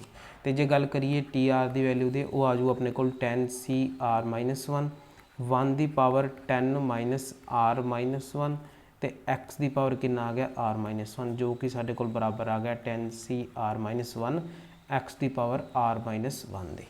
ਇੱਥੋਂ ਤੱਕ ਤੁਹਾਡਾ ਕੋਈ ਵੀ ਡਾਊਟ ਹੋਵੇ ਮੈਨੂੰ ਕਮੈਂਟ ਬਾਕਸ ਦੇ ਵਿੱਚ ਜ਼ਰੂਰ ਪੁੱਛ ਲਿਆ ਕਰੋ, ਅਗਰ ਤੁਹਾਨੂੰ ਲੱਗੇ ਵੀ ਨਹੀਂ ਸਮਝ ਆ ਰਿਹਾ। ਹੁਣ ਅਸੀਂ ਵਾਪਸ ਚੱਲਦੇ ਹਾਂ ਆਪਣੀ ਇਸ ਐਕਸਪ੍ਰੈਸ਼ਨ ਦੇ ਉੱਪਰ ਜੋ ਕਿ ਸਾਡੀ TR+1/TR ਗ੍ਰੇਟਰ ਦੈਨ 1 ਹੈ। ਹੁਣ ਅਸੀਂ TR+1/TR ਦੀ ਵੈਲਿਊ ਵੀ ਫਾਈਂਡ ਆਊਟ ਕਰ ਲਈ, ਜੋ ਕਿ ਆਪਣੇ ਕੋਲ 10 CR x⁻r ਡਿਵਾਈਡਡ ਬਾਈ ਕਿੰਨਾ ਆ ਗਿਆ 10 CR-1 x⁻r-1। ਇਹ ਕੀ ਆਪਣੇ ਕੋਲ ਗ੍ਰੇਟਰ ਦੈਨ 1। ਮੈਂ ਇੱਥੋਂ ਇਸ ਫਸਟ ਐਕਸਪ੍ਰੈਸ਼ਨ ਤੋਂ ਇਹਨਾਂ ਨੂੰ ਜਿਹੜਾ ਲਿਖ ਲਿਆ। ਹੁਣ ਜੇ ਤੁਸੀਂ ਦੇਖੋ ਵੀ ਜੇ x⁻r ਹੈ ਤੇ ਨੀਚੇ x⁻r-1 ਹੈ, x⁻r × x⁻r+1 ਅਸੀਂ ਇਸ ਤਰ੍ਹਾਂ ਲਿਖ ਸਕਦੇ ਹਾਂ। ਬੇਸ ਸੇਮ ਹੈ ਤਾਂ ਪਾਵਰਾਂ ਕੀ ਹੋ ਜਾਣਗੀਆਂ, ਐਡ ਹੋ ਜਾਣਗੀਆਂ, r ਨਾਲ r ਕੈਂਸਲ ਆਊਟ ਹੋ ਗਿਆ, ਬਚਿਆ ਗਿਆ ਆਪਣੇ ਕੋਲ x⁻1, ਜਿਸ ਨੂੰ ਅਸੀਂ ਕੀ ਲਿਖ ਸਕਦੇ ਹਾਂ ਸਿੰਪਲੀ x ਲਿਖ ਸਕਦੇ ਹਾਂ। ਤਾਂ ਆ ਸਾਰਾ ਤਾਂ ਸੋਲਵ ਹੋ ਕੇ x ਬਣ ਗਿਆ ਆਪਣੇ ਕੋਲ। ਪਰ ਜਿਹੜਾ ਸਾਡੇ ਕੋਲ 10 CR ਡਿਵਾਈਡਡ ਬਾਈ 10 CR-1 ਹੈ, ਤਾਂ ਇਹਦੀ ਸ਼ਕਲ ਇਸ ਫਾਰਮੂਲੇ ਦੇ ਨਾਲ ਤੁਹਾਨੂੰ ਮਿਲਦੀ ਨਜ਼ਰ ਆਵੇਗੀ। ਤਾਂ ਇਸ ਫਾਰਮੂਲੇ ਦੀ ਹੈਲਪ ਦੇ ਨਾਲ ਅਸੀਂ ਕੀ ਲਿਖ ਸਕਦੇ ਹਾਂ, ਇਸ ਨੂੰ ਕਿਸ ਤਰ੍ਹਾਂ ਲਿਖ ਸਕਦੇ ਹਾਂ, ਉਹ ਹੈਗਾ ਆਪਣੇ ਕੋਲ 10 ਮਾਈਨਸ r ਪਲੱਸ 1। ਅਗਰ ਤੁਸੀਂ ਹੂਬਹੂ ਫਾਰਮੂਲੇ ਵਾਂਗੂ ਲਿਖਣਾ ਤਾਂ 10 ਮਾਈਨਸ r ਮਾਈਨਸ 1 ਅਪੋਨ ਕੀ ਬਣ ਜੂ ਆਪਣੇ ਕੋਲ r ਬਣ ਜੂਗਾ ਤੇ ਨਾਲ x ਗ੍ਰੇਟਰ ਦੈਨ ਕੀ ਹੈ 1। ਹੁਣ ਇੱਥੇ ਆਪਣੇ ਕੋਲ ਕੀ ਹੈ ਰਾਜੇ, x ਦੀ ਵੈਲੂ ਗਿਵਨ ਸੀਗੀ ਸਾਨੂੰ ਕੁਐਸਚਨ ਦੇ ਵਿੱਚ, ਜਿਸ ਤੋਂ ਬਿਨਾ ਕੁਐਸਚਨ ਨਹੀਂ ਸੋਲਵ ਹੋਣਾ, ਵਿਚ ਇਜ਼ 2/3। ਤਾਂ x ਦੀ ਵੈਲੂ ਸਬਸਟੀਟਿਊਟ ਕਰ ਦਾਂਗੇ ਆਪਾਂ, ਕਿੰਨੀ 2/3 ਪੁੱਟ ਕਰ ਦਾਂਗੇ। ਕਿੰਨਾ ਆ ਜਾਊਗਾ ਆਪਣੇ ਕੋਲ, ਇੱਥੇ ਲਿਖ ਲੈਂਦੇ ਹਾਂ, ਉਹ ਆ ਜੂ 10 minus r plus 1 divided by r into 2/3 greater than 1। 2/3 ਨਾਲ ਕੀ ਆਪਾਂ ਮਲਟੀਪਲਾਈ ਕਰ ਦਾਂਗੇ ਤੇ ਇੱਥੇ ਆਪਣੇ ਕੋਲ 10 ਪਲੱਸ 1 ਕੀ ਬਣ ਜੂ 11, ਨਾਲ ਮਲਟੀਪਲਾਈ ਕੀ ਹੋ ਜੂ 2 ਤੇ ਇੱਥੇ ਕਿੰਨਾ ਆ ਜੂ 3r। 3r ਆਪਣਾ ਕਿੰਨਾ ਇੱਧਰ ਜਾ ਕੇ ਕਿੰਨਾ ਬਣ ਜੂਗਾ, 1 ਦੀ ਜਗ੍ਹਾ ਤੇ ਕੀ ਆ ਜੂ 3r। ਕਹਿਣਾ ਮਤਲਬ 3r ਨਾਲ ਮਲਟੀਪਲਾਈ ਕਰਤਾ ਦੋਨਾਂ ਸਾਈਡ ਤੇ। ਤਾਂ ਹੁਣ ਇੱਥੇ ਆਪਣੇ ਕੋਲ ਕੀ ਬਣ ਗਿਆ 22 minus 2r is greater then 3r, ਜਾਂ ਫਿਰ ਅਸੀਂ ਕਹਿ ਸਕਦੇ ਹਾਂ 22 ਇਜ਼ ਗ੍ਰੇਟਰ ਦੈਨ 5r। ਇਸ ਤੋਂ ਬਾਅਦ ਰਾਜੇ ਸਾਡੇ ਕੋਲ ਸੋਲਵ ਕਰਕੇ ਕੀ ਆ ਗਿਆ, r ਇਜ਼ ਲੈਸ ਦੈਨ 4.4 ਆ ਗਿਆ। ਇੱਥੋਂ ਸਾਡੇ ਕੋਲ ਇੱਕ ਸਟੈਪ ਜਿਹੜਾ ਹੋਰ ਚਲਾ ਜਾਂਦਾ ਅੱਗੇ। ਇਹ ਸਟੈਪ 1 ਸੀਗਾ, ਇੱਥੋਂ ਅਸੀਂ ਕਹਾਂਗੇ ਵੀ ਸਾਡਾ ਸਟੈਪ 2 ਸਟਾਰਟ ਹੁੰਦਾ, ਜਿੱਥੇ ਅਸੀਂ ਵੈਲਿਊਜ਼ ਫਾਈਂਡ ਆਊਟ ਕਰਾਂਗੇ। ਤੇ ਸਾਡੇ ਕੋਲ ਇੱਥੇ ਰਾਜੇ ਸਟੈਪ 3 ਹੈ, ਜਿਹੜਾ ਕਿ ਲਾਸਟ ਆਨਸਰ ਫਾਈਂਡ ਆਊਟ ਕਰਨ ਲਈ ਹੈ। ਅਸੀਂ ਫਾਈਂਡ ਆਊਟ ਕੀ ਕਰ ਰਹੇ ਹਾਂ, ਗ੍ਰੇਟੈਸਟ ਟਰਮ ਨੂੰ। ਤਾਂ ਸਟੈਪ 3 ਕੀ ਆਊਗਾ ਸਾਡਾ, ਕਹਿੰਦੇ if r less than m, ਅਗਰ ਆਪਣੇ ਕੋਲ ਇਸ ਤਰ੍ਹਾਂ ਦੀ ਫਾਰਮ ਬਣਦੀ ਹੈ, ਅਸੀਂ ਇਸ ਨੂੰ ਕੀ ਮੰਨ ਲਿਆ, m ਬਣ ਲਿਆ। ਅਗਰ ਸਾਡੇ ਕੋਲ r ਲੈਸ ਦੈਨ m ਦੀ ਫਾਰਮ ਬਣਦੀ ਹੈ ਤੇ m ਸਾਡੇ ਕੋਲ ਇਨ ਫਰੈਕਸ਼ਨ ਆ ਜਾਂਦਾ ਹੈ, m ਕੀ ਆ ਜਾਂਦਾ ਹੈ, ਫਰੈਕਸ਼ਨ ਦੇ ਵਿੱਚ ਆ ਜਾਂਦਾ ਹੈ। ਤਾਂ ਸਾਡੇ ਕੋਲ ਜਿਹੜੀ ਗ੍ਰੇਟੈਸਟ ਟਰਮ ਹੋਵੇਗੀ ਰਾਜੇ, ਉਹ ਬਰਾਬਰ ਹੋਵੇਗੀ t greatest integer of m plus 1 ਦੇ ਬਰਾਬਰ। ਕਹਿਣ ਦਾ ਮਤਲਬ ਹੁਣ ਜੇ ਸਾਡੇ ਕੋਲ m ਦੀ ਵੈਲਿਊ ਜੇ ਆਪਣੇ ਕੋਲ ਫਰੈਕਸ਼ਨ ਦੇ ਵਿੱਚ ਆ ਜਾਂਦੀ ਹੈ ਤਾਂ ਗ੍ਰੇਟੈਸਟ ਟਰਮ ਦੀ ਵੈਲਿਊ ਆ ਜੂਗੀ t greatest integer of m plus 1। ਹੁਣ ਇੱਥੇ ਸਾਡੇ ਕੋਲ 4.4 ਆਈ ਹੈ, ਫਰੈਕਸ਼ਨ ਦੇ ਵਿੱਚ ਆਈ ਹੈ, ਡੈਸੀਮਲ ਦੇ ਵਿੱਚ ਆਈ ਹੈ ਵੈਲਿਊ। ਤਾਂ ਇੱਥੋਂ ਇਹਦਾ ਮਤਲਬ ਗ੍ਰੇਟੈਸਟ ਇੰਟੀਜਰ ਕਿੰਨਾ ਆ ਜੂ, ਉਹ ਆ ਜੂ t 4.4 ਦਾ ਗ੍ਰੇਟੈਸਟ ਇੰਟੀਜਰ, ਤੇ ਫਿਰ ਉਹਦਾ ਕੀ ਕਰ ਦੇਣਾ, ਐਡ ਕਰ ਦੇਣਾ 1। ਤੇ 4.4 ਦਾ ਗ੍ਰੇਟੈਸਟ ਇੰਟੀਜਰ ਕਿੰਨਾ ਹੁੰਦਾ 4, ਤੇ ਉਹਦੇ 'ਚ ਐਡ ਕਰ ਦੇਣਾ 1। ਤਾਂ ਇਹਦਾ ਮਤਲਬ t5। ਕਹਿਣ ਦਾ ਮਤਲਬ 5th ਟਰਮ ਸਾਡੀ ਕੀ ਹੈ, ਗ੍ਰੇਟੈਸਟ ਟਰਮ ਹੈ। ਠੀਕ ਹੈ ਜੀ। ਇੱਥੇ ਆਪਸ਼ਨਸ ਦਿੱਤੀਆਂ ਹੋਣਗੀਆਂ ਸਾਨੂੰ, 3rd ਟਰਮ, B ਆਪਸ਼ਨ ਦਿੱਤੀ ਹੋਊਗੀ 2nd ਟਰਮ, C ਆਪਸ਼ਨ ਦਿੱਤੀ ਹੋਊਗੀ 4th ਟਰਮ, D ਆਪਸ਼ਨ ਦਿੱਤੀ ਹੋਊਗੀ 5th ਟਰਮ। ਤਾਂ 5th ਟਰਮ ਕੀ ਆਪਣਾ ਇਸ ਕੁਐਸਚਨ ਦਾ ਆਨਸਰ। ਪਰ ਜੇ ਮੰਨ ਲਓ r ਇਜ਼ ਲੈਸ ਦੈਨ 4 ਆ ਜਾਂਦਾ, ਕਹਿਣਾ ਮਤਲਬ 20 ਲੈਸ ਦੈਨ 5r ਹੁੰਦਾ ਤੁਹਾਡੇ ਕੋਲ, ਤੇ r ਕੀ ਆ ਜਾਂਦਾ ਤੁਹਾਡੇ ਕੋਲ ਲੈਸ ਦੈਨ 4 ਆ ਜਾਂਦਾ। 4 ਆ ਜਾਂਦਾ ਮਤਲਬ ਕਹਿਣ ਦਾ ਮਤਲਬ ਕਿ ਆਪਣੇ ਕੋਲ ਵੈਲਿਊ ਆ ਜਾਂਦੀ ਇੱਕ ਤਰ੍ਹਾਂ ਦੀ ਇੰਟੀਜਰ ਵੈਲਿਊ ਆ ਜਾਂਦੀ। ਤਾਂ ਉਸ ਕੇਸ ਦੇ ਵਿੱਚ ਜਿਹੜੀ ਗ੍ਰੇਟੈਸਟ ਟਰਮ ਹੋਊਗੀ ਉਹ ਹੋਊਗੀ ਰਾਜੇ tm ਐਂਡ tm ਪਲੱਸ 1। ਇਹਨੂੰ ਅਸੀਂ m ਮੰਨਿਆ ਸੀ। ਤਾਂ ਦੂਸਰਾ ਕੇਸ ਕੀ ਹੈ, if r less than m and m belongs to integer z। ਅਗਰ m ਜਿਹੜਾ ਹੈ z ਨੂੰ ਬਿਲੋਂਗ ਕਰਦਾ ਹੈ, ਕਹਿੰਦਾ ਮਤਲਬ m ਦੀ ਵੈਲਿਊ 4 ਆ ਜਾਂਦੀ ਹੈ, -4 ਆ ਜਾਂਦੀ, ਕੁਝ ਵੀ ਆ ਜਾਂਦੀ ਹੈ, ਤਾਂ ਸਾਡੇ ਕੋਲ ਗ੍ਰੇਟੈਸਟ ਟਰਮ ਕਿਹਦੇ ਬਰਾਬਰ ਹੋਵੇਗੀ, ਉਹ ਬਰਾਬਰ ਹੋਵੇਗੀ ਰਾਜੇ tm ਐਂਡ tm ਪਲੱਸ 1 ਦੀ। ਕਹਿਣ ਦਾ ਮਤਲਬ ਅਗਰ ਆਪਣੇ ਕੋਲ m ਦੀ ਵੈਲਿਊ 4 ਆਈ ਹੁੰਦੀ, r ਇਜ਼ ਲੈਸ ਦੈਨ 4 ਵਾਲਾ ਕੇਸ ਹੁੰਦਾ, ਤਾਂ ਸਾਡੇ ਕੋਲ ਦੋ ਗ੍ਰੇਟੈਸਟ ਟਰਮ ਹੋਣੀਆਂ ਸੀ। ਕਿਹੜੀਆਂ ਇੱਕ ਤਾਂ t4 ਤੇ ਇੱਕ t5।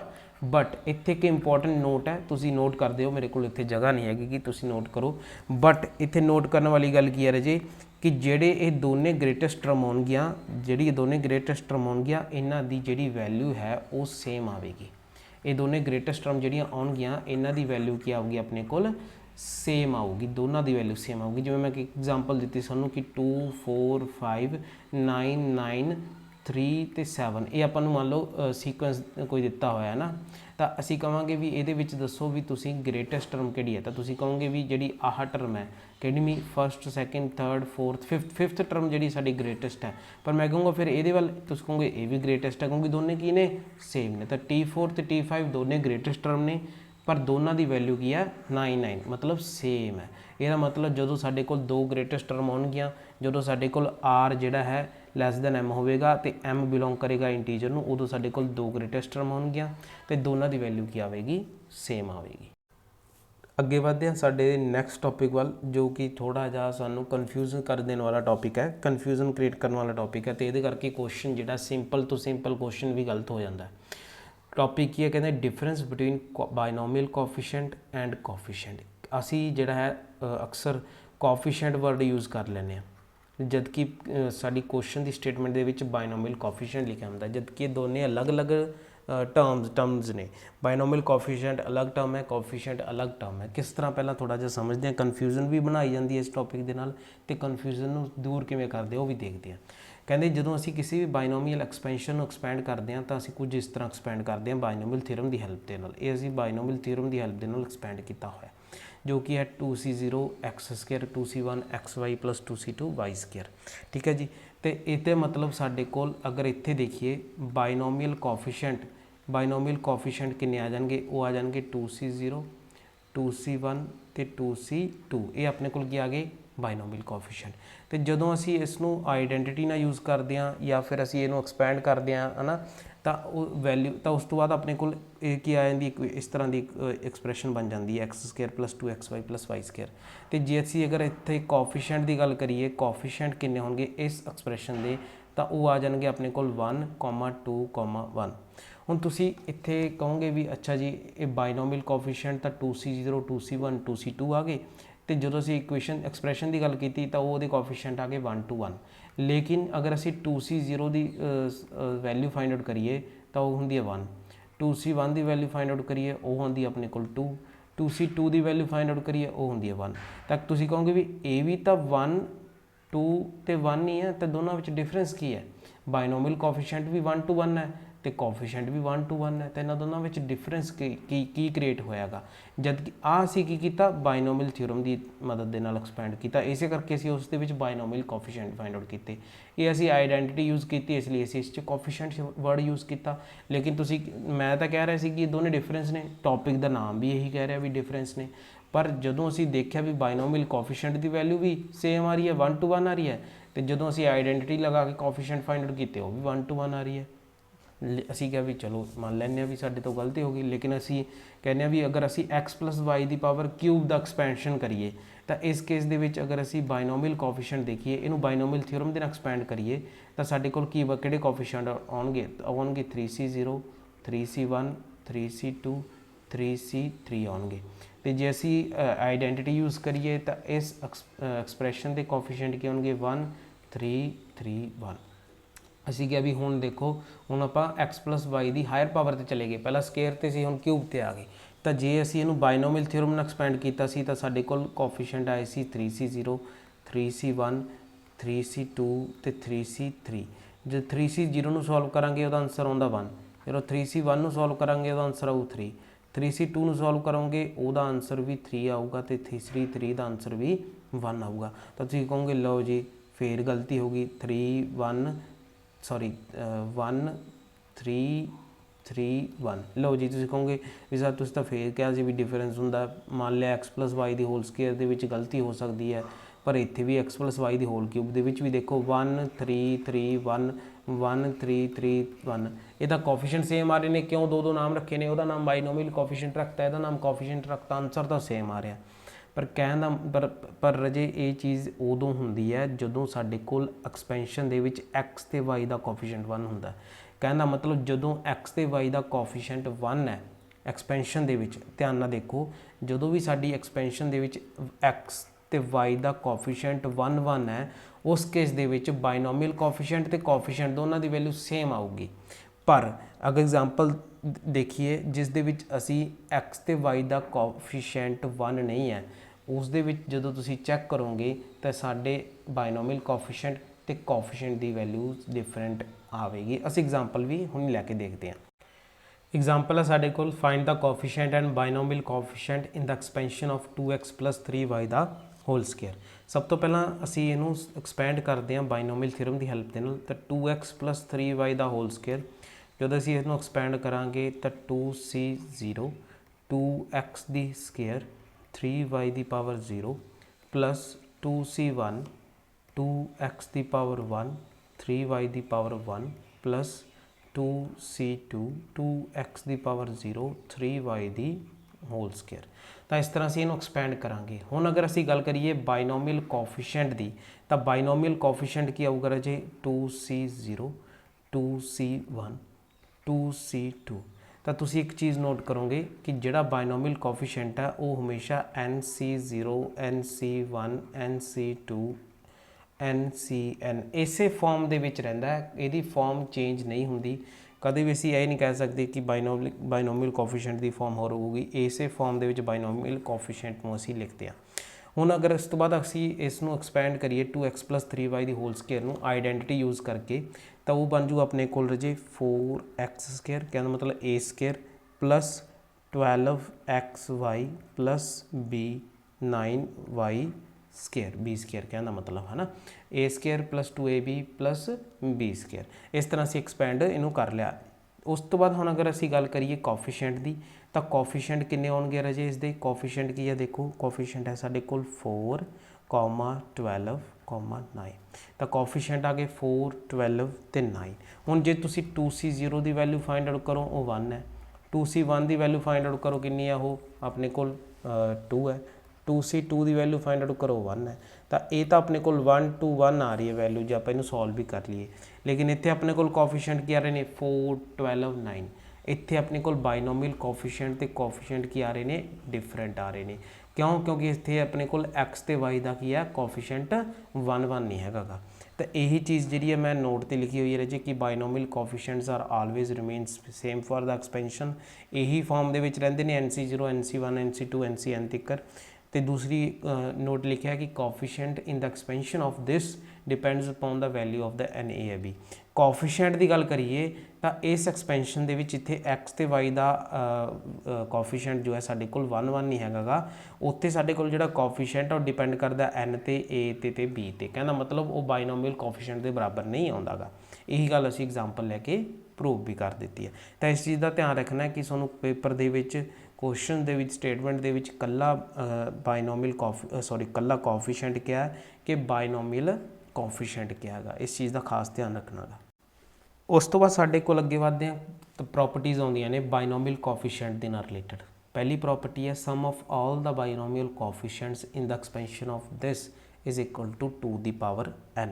ਕਹਿੰਦੇ ਜਿੰਨੇ ਵੀ ਬਾਇਨੋਮੀਅਲ ਕੋਫੀਸ਼ੀਐਂਟ ਨੇ ਅਗਰ ਤੁਸੀਂ ax + by ਦੀ ਪਾਵਰ n ਨੂੰ ਐਕਸਪੈਂਡ ਕਰੋਗੇ ਤਾਂ ਉਹ ਤੁਹਾਡੇ ਕੋਲ ਬਰਾਬਰ ਆਊਗਾ ਉਹਨਾਂ ਦਾ ਸਮ 2 ਦੀ ਪਾਵਰ n ਦੇ। ਹੁਣ ਅਗਰ ਅਸੀਂ ax + by ਦੀ ਪਾਵਰ n ਨੂੰ ਐਕਸਪੈਂਡ ਕਰੀਏ ਤਾਂ ਰਾਜੇ ਸਾਨੂੰ ਇੱਥੇ ਐਕਸਪੈਂਡ ਕਰਨ ਦੀ ਜ਼ਰੂਰਤ ਨਹੀਂ, ਸਾਨੂੰ ਪਤਾ ਹੈ ਕਿ ਬਾਇਨੋਮੀਅਲ ਕੋਫੀਸ਼ੀਐਂਟ ਕਿੰਨੇ ਆਉਣਗੇ NC0 NC1 NC2 NC3 up to NCN। ਤਾਂ ਤੁਸੀਂ ਦੇਖੋ ਕਿੰਨਾ ਸੌਖਾ ਹੈ ਸਾਡੇ ਲਈ ਬਾਇਨੋਮੀਅਲ ਕੋਫੀਸ਼ੀਐਂਟ ਨੂੰ ਦੱਸਣਾ ਕਿਸੇ ਵੀ ਐਕਸਪੈਂਸ਼ਨ ਦੇ, ਕਿਉਂਕਿ ਉਹ ਤਾਂ ਚੇਂਜ ਹੋਣ ਵਾਲੇ ਨਹੀਂ, ਕਿਉਂਕਿ ਨਾ ਤਾਂ ਉਹ A ਤੇ ਡਿਪੈਂਡ ਕਰਦਾ ਨਾ B ਤੇ ਡਿਪੈਂਡ ਕਰਦਾ। ਉਹ ਤਾਂ ਸਿਰਫ n ਦੀ ਵੈਲਿਊ ਦੇਖਣੀ ਆਪਾਂ ਕਿੱਥੋਂ ਸ਼ੁਰੂ ਹੁੰਦੀ ਹੈ ਕਿੱਥੇ ਖਤਮ, ਮਤਲਬ ਕਿ NC ਅਗਰ ਆਪਣੇ ਕੋਲ ax + by ਦੀ ਪਾਵਰ 10 ਹੁੰਦੀ ਤਾਂ ਅਸੀਂ ਇੱਥੇ n ਦੀ ਜਗ੍ਹਾ ਕੀ ਲਿਖ ਦਿੰਦੇ 10 ਲਿਖ ਦਿੰਦੇ, ਇੱਥੇ ਵੀ n ਦੀ ਜਗ੍ਹਾ 10 ਲਿਖ ਦਿੰਦੇ, ਤਾਂ ਕਿੱਥੋਂ ਤੱਕ ਲੈ ਕੇ ਜਾਂਦੇ ਇਹਨੂੰ 10 ਤੱਕ। ਤਾਂ ਇੱਥੇ n ਤਾਂ ਇੱਥੇ n ਹੀ ਲਿਖੀ ਰਹਿਣ ਦੇਵਾਂਗੇ। ਤਾਂ ਕਹਿਣ ਦਾ ਮਤਲਬ ਹੈ ਜੀ ਬਾਇਨੋਮੀਅਲ ਕੋਫੀਸ਼ੀਐਂਟ ਤਾਂ ਲਿਖਣੇ ਬੜੇ ਈਜ਼ੀ ਨੇ, ਲੇਕਿਨ ਤੁਹਾਨੂੰ ਫਿਰ ਇੱਥੇ ਕੋਫੀਸ਼ੀਐਂਟ ਕਹਿੰਦੇ ਤਾਂ ਤੁਹਾਨੂੰ ਪੂਰੀ ਐਕਸਪੈਂਸ਼ਨ ਨੂੰ ਸੋਲਵ ਕਰਨਾ ਪੈਣਾ ਸੀਗਾ, ਵੈਲਿਊਜ਼ ਫਾਈਂਡ ਆਊਟ ਕਰਕੇ ਫਿਰ ਉਹਦੀਆਂ ਕੋਫੀਸ਼ੀਐਂਟ ਦੀ ਵੈਲਿਊਜ਼ ਪਤਾ ਲੱਗਦੀਆਂ। ਹੁਣ ਅਸੀਂ ਇੱਥੇ ਆਉਂਦੇ ਹਾਂ ਪ੍ਰੋਪਰਟੀ ਦੇ ਉੱਪਰ ਵਾਪਸ। ਕਹਿੰਦੇ sum of all the binomial coefficients in the expansion of this is equal to 2n। ਅਸੀਂ ਬਾਇਨੋਮੀਅਲ ਕੋਫੀਸ਼ੀਐਂਟ ਤਾਂ ਪਤਾ ਕਰ ਲਈ ਇਸ ਐਕਸਪੈਂਸ਼ਨ ਦੇ। ਕਹਿੰਦੇ ਜੇ ਇਹਨਾਂ ਨੂੰ ਐਡ ਕਰ ਦਓ NC0 + NC1 + NC2 + NC3 up to +NCN ਤਾਂ ਉਹ ਬਰਾਬਰ ਆਊਗਾ 2 ਦੀ ਪਾਵਰ n ਦੀ। ਆਪਾਂ ਕੀ ਕਰਦੇ ਹਾਂ, ਆਪਾਂ ਇਸ ਨੂੰ ਵੈਰੀਫਾਈ ਕਰਕੇ ਦੇਖਦੇ ਹਾਂ। ਅਸੀਂ ਕਿ ਅਸੀਂ ਨਹੀਂ ਮੰਨਦੇ ਇੱਦਾਂ ਤੁਹਾਡੀ ਰਟਾਫਿਕੇਸ਼ਨ ਨੂੰ, ਅਸੀਂ ਵੈਰੀਫਾਈ ਕਰਕੇ ਦੇਖਦੇ ਹਾਂ। ਅਸੀਂ ਕੋਈ ਵੀ n ਦੀ ਵੈਲਿਊ ਚੂਜ਼ ਕਰ ਲਈ, ਮੈਂ n ਦੀ ਵੈਲਿਊ 2 ਲੈ ਲਈ ਤਾਂ ਮੈਂ 2C0 ਪਲੱਸ ਹੁਣ ਮੈਂ ਕੀ ਕੀਤਾ LHS ਲੈ ਲਈ, ਆਪਣੇ ਕੋਲ ਰਿਜ਼ਲਟ ਆ ਗਿਆ ਰਾਜੇ। ਇਹ ਪੂਰੇ ਦਾ ਪੂਰਾ ਰਿਜ਼ਲਟ ਹੈ, ਮਤਲਬ ਪ੍ਰੋਪਰਟੀ ਹੈ। ਮੈਂ ਇਹਦੀ ਲੈਫਟ ਹੈਂਡ ਸਾਈਡ ਲੈ ਲਈ ਜਿਹਦੇ ਵਿੱਚ n ਦੀ ਵੈਲਿਊ ਮੈਂ ਆਪਣੀ ਮਰਜ਼ੀ ਨਾਲ 2 ਭਰਤੀ, ਤੁਸੀਂ 3 ਵੀ ਭਰ ਸਕਦੇ ਹੋ 4 ਵੀ ਭਰ ਸਕਦੇ ਹੋ, ਲੇਕਿਨ ਕਿਉਂ ਇੰਨੀ ਕੈਲਕੂਲੇਸ਼ਨ ਵਧਾਉਣੀ, ਜਿਹੜਾ 2 ਦੇ ਨਾਲ ਆਪਾਂ ਨੂੰ ਸੋਲਵ ਕਰਕੇ ਸਮਝ ਆਉਂਦਾ 3 ਦੇ ਨਾਲ ਵੀ ਉਹੀ ਆਊਗਾ। ਤਾਂ ਆਪਣੇ ਕੋਲ 2C0 2C1 2C2 ਇਹ ਆਪਣੇ ਕੋਲ ਆ ਗਈਆਂ ਬਾਇਨੋਮੀਅਲ ਕੋਫੀਸ਼ੀਐਂਟ ਦੀਆਂ ਵੈਲਿਊਜ਼, ਜੋ ਕਿ ਸਾਡੇ ਕੋਲ ਬਰਾਬਰ ਹੈ 1 + 2 + 1 ਦੇ, ਜਿਸ ਨੂੰ ਅਸੀਂ 4 ਲਿਖ ਸਕਦੇ ਹਾਂ। ਹੁਣ ਤੁਸੀਂ ਦੇਖੋ ਰਾਈਟ ਹੈਂਡ ਸਾਈਡ ਕੀ ਬਣੂਗੀ ਇਸ ਦੀ, ਰਾਈਟ ਹੈਂਡ ਸਾਈਡ ਬਣੂਗੀ ਉਹ ਬਣੂਗੀ 2 ਦੀ ਪਾਵਰ n ਤੇ n ਕਿੰਨਾ ਆਪਣੇ ਕੋਲ ਇੱਥੇ 2, n ਅਸੀਂ ਕਿੰਨਾ ਲਿੱਤਾ 2, ਤਾਂ ਕਿੰਨਾ ਆਨਸਰ ਆ ਗਿਆ 4 ਆਨਸਰ ਆ ਗਿਆ। ਤਾਂ ਇਹਦਾ ਮਤਲਬ ਸਾਡੇ ਕੋਲ ਵੈਰੀਫਾਈ ਹੋ ਗਿਆ ਵੀ ਜੇ ਸਾਡੇ ਕੋਲ ਬਾਇਨੋਮੀਅਲ ਕੋਐਫੀਸ਼ੀਐਂਟ ਦਿੱਤੇ ਨੇ ਕਿਸੇ ਐਕਸਪੈਂਸ਼ਨ ਦੇ ਤੇ ਜੇ ਉਹਨਾਂ ਨੂੰ ਐਡ ਕਰੀਏ ਤਾਂ ਸਾਡੇ ਕੋਲ 2 ਦੀ ਪਾਵਰ n ਦੇ ਬਰਾਬਰ ਹੁੰਦਾ ਤਾਂ ਇਹੀ ਅਸੀਂ ਇੱਥੇ ਪ੍ਰੂਫ ਕਰ ਦਿੱਤਾ।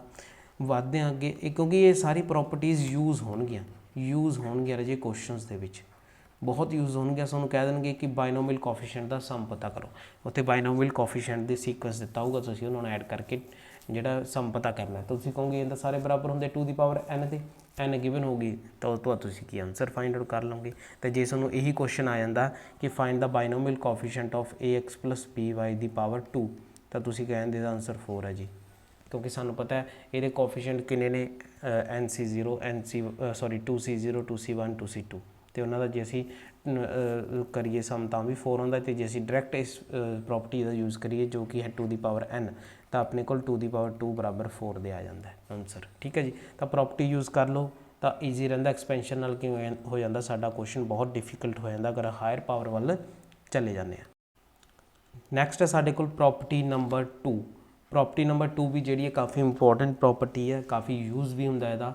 ਕਹਿੰਦੇ the sum of the binomial coefficient of odd terms is equal to the sum of the binomial coefficients of the even terms. ਜੋ ਆਡ ਟਰਮਸ ਦੇ ਬਾਇਨੋਮੀਅਲ ਕੋਐਫੀਸ਼ੀਐਂਟਸ ਨੇ ਉਹਨਾਂ ਨੂੰ ਐਡ ਕਰ ਦਈਏ, ਉਹਨਾਂ ਦਾ ਸਮ ਕਰ ਦਈਏ ਤਾਂ ਬਰਾਬਰ ਆਉਂਦਾ ਈਵਨ ਟਰਮਸ ਦੇ ਜੋ ਬਾਇਨੋਮੀਅਲ ਕੋਐਫੀਸ਼ੀਐਂਟ ਨੇ ਉਹਨਾਂ ਦੇ ਸਮ ਦੇ। ਤਾਂ ਇਸ ਚੀਜ਼ ਦਾ ਧਿਆਨ ਰੱਖਣਾ ਹੈਗਾ। ਤੇ ਕਹਿੰਦੇ ਇਹਨਾਂ ਨੂੰ ਛੱਡੋ ਵੀ ਤੁਸੀਂ ਸਮ ਫਾਈਂਡ ਆਊਟ ਕਰਦੇ ਫਿਰੋਗੇ, ਅਸੀਂ ਤੁਹਾਨੂੰ ਇੱਕ ਸ਼ਾਰਟਕਟ ਹੀ ਦੇ ਦਿੰਦੇ ਹਾਂ, ਪ੍ਰੋਪਰਟੀ ਦੇ ਦਿੰਦੇ ਹਾਂ। ਕਹਿੰਦੇ ਜੇ ਤੁਹਾਨੂੰ ਕਹਿ ਦੇਣ ਕਿ ਤੁਸੀਂ sum of the binomial coefficient of odd terms of this expansion ਪਤਾ ਕਰਨਾ ਹੈ ਕਿ ਤੁਸੀਂ ਕਿਸੇ ਐਕਸਪੈਂਸ਼ਨ ਦੇ ਆਡ ਟਰਮਸ ਦਾ ਬਾਇਨੋਮੀਅਲ ਕੋਐਫੀਸ਼ੀਐਂਟ ਦਾ ਸਮ ਪਤਾ ਕਰਨਾ ਹੈ ਤਾਂ ਤੁਸੀਂ ਕੁਝ ਨਹੀਂ ਕਰਨਾ, ਉਹ ਕਹਿੰਦਾ 2 ਦੀ ਪਾਵਰ n/2 ਦੇ ਇਕੁਅਲ ਰੱਖ ਦਿਓ ਤਾਂ ਤੁਹਾਡੇ ਕੋਲ ਆਨਸਰ ਆ ਜਾਊਗਾ। ਤੇ ਜੇ ਤੁਹਾਨੂੰ ਕਹਿ ਦੇਣ ਕਿ ਬਾਇਨੋਮੀਅਲ ਕੋਐਫੀਸ਼ੀਐਂਟ ਸਮ ਪਤਾ ਕਰਨਾ ਸੀ ਬਾਇਨੋਮੀਅਲ ਕੋਐਫੀਸ਼ੀਐਂਟ ਆਫ ਈਵਨ ਟਰਮਸ ਦਾ ਕਿਸੇ ਵੀ ਐਕਸਪੈਂਸ਼ਨ ਦੇ ਵਿੱਚ ਤਾਂ ਤੁਸੀਂ ਕਹਿੰਦਾ ਕੁਝ ਨਹੀਂ ਕਰਨਾ 2n/2 ਦੇ ਇਕੁਅਲ ਰੱਖ ਦਿਓ ਜਿੰਨੀ n ਦੀ ਵੈਲਿਊ। ਮੰਨ ਲਓ ਤੁਹਾਡੇ ਕੋਲ ax plus by ਦੀ ਪਾਵਰ 3 ਹੈ ਤਾਂ ਤੁਸੀਂ ਮੰਨ ਲਓ ਈਵਨ ਟਰਮਸ ਦਾ ਬਾਇਨੋਮੀਅਲ ਕੋਐਫੀਸ਼ੀਐਂਟ ਦਾ ਸਮ ਪਤਾ ਕਰਨਾ ਹੈ ਤਾਂ ਤੁਸੀਂ ਕਹੋਗੇ 2 ਦੀ ਪਾਵਰ 3/2 ਤਾਂ ਤੁਸੀਂ 8/2 ਕਹਿ ਕੇ ਕਿੰਨਾ ਆਊਗਾ 4 ਆਊਗਾ ਆਨਸਰ। ਇਸ ਦਾ ਲਿਖ ਸਕਦੇ ਹੋ। ਹਾਲਾਂਕਿ ਰਾਜੇ ਇਹ ਮੈਥਡ ਐਕੂਰੇਟ ਨਹੀਂ ਹੈਗਾ ਗਾ, ਇਹ ਪ੍ਰੋਪਰਟੀਜ਼ ਜਿਹੜੀਆਂ ਨੇ ਥੋੜ੍ਹੀਆਂ ਬਹੁਤ ਜਿਹੜੀਆਂ ਨੇ ਅੱਗੇ ਜਾ ਕੇ ਸਮਝਾਂਗੇ ਅਸੀਂ ਵੀ ਕਿਸ ਤਰ੍ਹਾਂ ਪ੍ਰੋਬਲਮ ਕ੍ਰੀਏਟ ਕਰਦੀਆਂ ਨੇ। ਹਾਲਾਂਕਿ ਪ੍ਰੋਪਰਟੀ 2 ਜਿਹੜੀ ਹੈ ਐਕੂਰੇਟ ਇਨ ਦਾ ਸੈਂਸ ਵੀ ਇਹ ਕਿੱਥੇ ਜਾ ਕੇ ਪ੍ਰੋਪਰਟੀ ਫੇਲ ਹੋ ਜਾਂਦੀ ਹੈ। ਦੇਖੋ ਹਰ ਚੀਜ਼ ਦੀ ਇੱਕ ਸਕੋਪ ਹੁੰਦਾ ਗਾ, ਦਾਇਰਾ ਹੁੰਦਾ ਗਾ ਨਾ, ਉੱਥੋਂ ਤੱਕ ਉਹ ਚੀਜ਼ ਕੰਮ ਕਰਦੀ ਹੈ। ਜਿਹੜੀ ਪ੍ਰੋਪਰਟੀ 2 ਹੈ ਰਾਜੇ ਇਸ ਦਾ ਇੱਕ ਸਕੋਪ ਹੈ, ਦਾਇਰਾ ਵੀ ਇੱਥੋਂ ਲਿਮਿਟੇਸ਼ਨਸ ਨੇ ਇਸ ਦੀਆਂ। ਡਰਾਬੈਕ ਤਾਂ ਨਹੀਂ ਕਵਾਂਗੇ, ਲਿਮਿਟੇਸ਼ਨਸ ਕਵਾਂਗੇ। ਇਸ ਪ੍ਰੋਪਰਟੀ ਦੀ ਲਿਮਿਟੇਸ਼ਨਸ ਨੇ, ਅਗਰ ਉਸ ਲਿਮਿਟ ਦੇ ਅੰਦਰ ਸਾਡੀ ਸਾਰੀਆਂ ਜਿਹੜੀਆਂ ਸਾਡੀ ਕੰਡੀਸ਼ਨਸ ਨੇ ਫੁੱਲਫਿਲ ਹੋ ਰਹੀਆਂ ਨੇ ਤਾਂ ਇਹ ਪ੍ਰੋਪਰਟੀ ਲੱਗੂਗੀ, ਨਹੀਂ ਤਾਂ ਨਹੀਂ ਲੱਗੂਗੀ। ਉਹਨਾਂ ਕੰਡੀਸ਼ਨਸ ਬਾਰੇ, ਉਹਨਾਂ ਲਿਮਿਟੇਸ਼ਨਸ ਬਾਰੇ ਅੱਗੇ ਗੱਲ ਕਰਾਂਗੇ। ਫਿਲਹਾਲ ਤੁਸੀਂ ਪ੍ਰੋਪਰਟੀ 2 ਨੂੰ ਧਿਆਨ ਨਾਲ ਦੇਖੋ। ਤਾਂ ਹੁਣ ਸਾਡੇ ਕੋਲ ਮੰਨ ਲਓ ਇੱਕ ਐਗਜ਼ਾਮਪਲ ਹੈ। ਪਹਿਲਾਂ ਥੋੜ੍ਹਾ ਜਿਹਾ ਮੈਂ ਜਨਰਲ ਟਰਮ ਦੇ ਆਧਾਰ 'ਤੇ ਸਮਝਾਉਣਾ ਹੈ ਕਿ ਸਾਡੇ ਕੋਲ ਮੰਨ ਲਓ ax plus by ਦੀ ਪਾਵਰ n ਇਹ ਐਕਸਪੈਂਸ਼ਨ ਦੇ ਰੱਖੀ ਹੈ। ਇਹਨੂੰ ਐਕਸਪੈਂਡ ਕਰਨ 'ਤੇ ਸਾਡੇ ਕੋਲ ਆਜੂ nc0 ax ਦੀ ਪਾਵਰ n ਪਲਸ nc1। ਹੁਣ ਮੈਂ ਦੁਬਾਰਾ ਸਾਰੀਆਂ ਟਰਮਸ ਨਹੀਂ ਲਿਖੂੰਗਾ ਕਿਉਂਕਿ ਤੁਸੀਂ ਆਲਰੇਡੀ ਬਾਇਨੋਮੀਅਲ ਬਹੁਤ ਵਾਰ ਜਿਹੜਾ ਐਕਸਪੈਂਡ ਕਰ ਚੁੱਕੇ ਹੋ। ਤਾਂ nc0 ਮੈਂ ਥੋੜ੍ਹਾ ਜਿਹਾ ਕਲੀਅਰ ਕਰਕੇ ਲਿਖ ਦੇਣਾ ਦੁਬਾਰਾ ਰਾਜੇ, nc0 ax ਦੀ ਪਾਵਰ ਆਪਣੇ ਕੋਲ n ਪਲਸ nc1 ax ਦੀ ਪਾਵਰ n-1 ਨਾਲ ਆਪਣੇ ਕੋਲ ਆਜੂ by plus nc2 ax the power n-2 ਨਾਲ ਆਪਣੇ ਕੋਲ ਆਜੂ by ਦਾ ਸਕੇਅਰ। ਇਸੇ ਤਰ੍ਹਾਂ ਚੱਲਦੇ ਜਾਵਾਂਗੇ ਤਾਂ ਪਹੁੰਚ ਦਾਂਗੇ ਅਸੀਂ nc ਦੇ ਉੱਪਰ, ਜਿੱਥੇ ਅਸੀਂ ax ਦੀ ਪਾਵਰ 0 ਲਿਖਾਂਗੇ ਤੇ by ਦੀ ਪਾਵਰ ਕਿੰਨੀ ਲਿਖਾਂਗੇ n ਲਿਖਾਂਗੇ। ਇਹ ਅਸੀਂ ਬਾਇਨੋਮੀਅਲ ਥਿਊਰਮ ਦੀ ਹੈਲਪ ਦੇ ਨਾਲ ਐਕਸਪੈਂਡ ਕਰ ਲਿਆ, ax plus by ਦੀ ਪਾਵਰ n ਨੂੰ ਐਕਸਪੈਂਡ ਕਰ ਰਿਹਾ। ਹੁਣ ਤੁਸੀਂ ਇੱਥੇ ਦੇਖੋਗੇ ਕਿ ਸਾਡੇ ਕੋਲ ਸਭ ਤੋਂ ਪਹਿਲਾਂ ਆਡ ਟਰਮਸ ਕਿਹੜੀਆਂ ਨੇ। ਆ ਗਈ ਆਪਣੇ ਕੋਲ t1 ਆਡ ਟਰਮ ਹੈ, ਆ ਆਪਣੇ ਕੋਲ ਕੀ ਆ ਰਾਜੇ t3 ਆ ਸਾਰੀ ਆਡ ਟਰਮ ਹੈ। ਇਸੇ ਤਰ੍ਹਾਂ ਕਰਦੇ ਜਾਵਾਂਗੇ ਅੱਗੇ ਸਾਡੇ ਕੋਲ t4 ਆ ਜੂਗੀ। ਤਾਂ ਆਡ ਟਰਮਸ ਕਿਹੜੀਆਂ ਆ ਗਈਆਂ ਨੇ, ਆਡ ਟਰਮਸ ਲਿਖ ਰਿਹਾ, ਆਡ ਟਰਮਸ ਦੇ ਕੋਐਫੀਸ਼ੀਐਂਟ ਹੀ ਲਿਖ ਰਿਹਾ। ਆਡ ਟਰਮਸ ਨਹੀਂ ਲਿਖੂੰਗਾ ਮੈਂ ਕਿਉਂਕਿ ਇਹ ਸਾਰੀ ਆਡ ਟਰਮ ਹੈ, ਆਪਾਂ ਨੂੰ ਕੋਐਫੀਸ਼ੀਐਂਟ ਤੋਂ ਮਤਲਬ ਹੈ ਨਾ, ਤਾਂ ਮੈਂ ਆਡ ਟਰਮਸ ਦੇ ਕੋਐਫੀਸ਼ੀਐਂਟ ਲਿਖਦਾ ਮੈਂ ਇੱਥੇ। ਆਡ ਟਰਮਸ ਦੇ ਕੋਐਫੀਸ਼ੀਐਂਟ ਕੀ ਨੇ ਆਪਣੇ ਕੋਲ nc0 nc2 ਫਿਰ nc4। ਇਸ ਤਰ੍ਹਾਂ ਇਹ odd terms t1 t2 t3 t4 ਇਸ ਤਰ੍ਹਾਂ ਆਡ ਟਰਮਸ ਗਿਣੀਆਂ ਨੇ ਅਸੀਂ। ਆਡ ਟਰਮਸ ਦੇ ਕੋਐਫੀਸ਼ੀਐਂਟ ਫਾਈਂਡ ਆਊਟ ਕਰ ਲਈ। ਈਵਨ ਟਰਮਸ ਦੇ ਕੋਐਫੀਸ਼ੀਐਂਟ ਕਿੰਨੇ ਹੋਣਗੇ, ਕਿਹੜੇ ਹੋਣਗੇ ਉਹ ਕਿਹਦੇ ਬਰਾਬਰ ਹੋਣਗੇ, ਮੈਂ ਬਲੈਕ ਪੈਨ ਨਾਲ ਲਿਖ ਰਿਹਾ, ਉਹ ਬਰਾਬਰ ਹੋਣਗੇ NC1 ਕਿਉਂਕਿ ਰਾਜੇ ਆ ਆਪਣੇ ਕੋਲ ਕੀ ਹੈ T2, ਠੀਕ ਹੈ ਜੀ, ਤੇ ਇੱਥੇ ਆਪਣੇ ਕੋਲ T4 ਹੋਊਗੀ। ਇਸੇ ਤਰ੍ਹਾਂ ਚੱਲਦੇ ਜਾਵਾਂਗੇ, ਇਹ ਆਪਣੇ ਕੋਲ ਈਵਨ ਟਰਮਸ ਆ ਜਾਣਗੀਆਂ ਨਾ, ਕਿਉਂਕਿ T2 T4 ਇਹ ਈਵਨ ਟਰਮਸ ਨੇ। ਤਾਂ ਇਹ ਆਪਣੇ ਕੋਲ ਕਿੰਨੇ ਆ ਗਏ, NC1 NC3 NC5, ਇਹ ਸਾਰੀਆਂ ਕੀ ਆ ਗਈਆਂ ਆਪਣੇ ਕੋਲ ਈਵਨ ਟਰਮਸ ਆ ਗਈਆਂ। ਹੁਣ ਕੁਐਸਚਨ ਸਟੇਟਮੈਂਟ ਦੇ ਵਿੱਚ ਕੀ ਕਿਹਾ ਗਿਆ, P2 ਸਟੇਟਮੈਂਟ ਦੇ ਵਿੱਚ ਵੀ ਜੇ ਤੁਸੀਂ NC0 NC2 NC4 ਨੂੰ ਇਸ ਤਰ੍ਹਾਂ ਐਡ ਕਰਦੇ ਜਾਵਾਂਗੇ, ਕਹਿਣ ਦਾ ਮਤਲਬ ਔਡ ਟਰਮਸ ਨੂੰ ਐਡ ਕਰਾਂਗੇ ਤਾਂ ਬਰਾਬਰ ਹੋ NC1 + NC3 + NC5 ਦੇ ਬਰਾਬਰ ਹੋਣਗੇ, ਠੀਕ ਹੈ ਜੀ।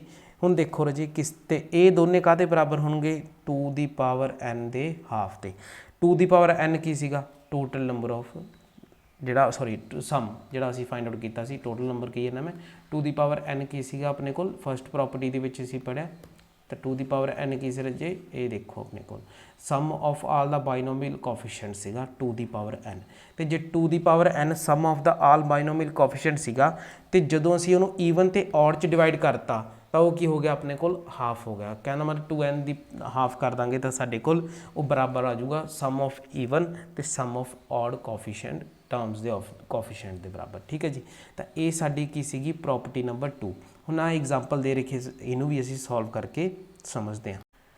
ਜਿਹੜੀ ਐਗਜ਼ਾਮਪਲ ਦੇ ਰੱਖੀ ਹੈ ਰਾਜੇ, ਇਹਦੇ ਵਿੱਚ ਸਾਨੂੰ ਐਕਸਪੈਂਸ਼ਨ ਜਿਹੜੀ ਦੇ ਰੱਖੀ ਹੈ ਉਹਦੇ ਵਿੱਚ ਸਾਡੇ ਕੋਲ ਕੋਫੀਸ਼ੀਐਂਟ ਜੋ ਗਿਵਨ ਨੇ, ਮੈਂ ਕੋਫੀਸ਼ੀਐਂਟ ਦੀ ਗੱਲ ਕਰ ਰਿਹਾ। ਹੁਣ ਦੇਖੋ ਇੱਥੇ x ਦਾ ਕੋਫੀਸ਼ੀਐਂਟ ਵੀ 1 ਹੈ, y ਦਾ ਕੋਫੀਸ਼ੀਐਂਟ ਵੀ 1 ਹੈ। ਤਾਂ ਇਸ ਕੇਸ ਦੇ ਵਿੱਚ ਬਾਈਨੋਮੀਅਲ ਕੋਫੀਸ਼ੀਐਂਟ ਤੇ ਕੋਫੀਸ਼ੀਐਂਟ ਦੋਨੇ ਕੀ ਹੋਣਗੇ, ਸੇਮ ਹੋਣਗੇ।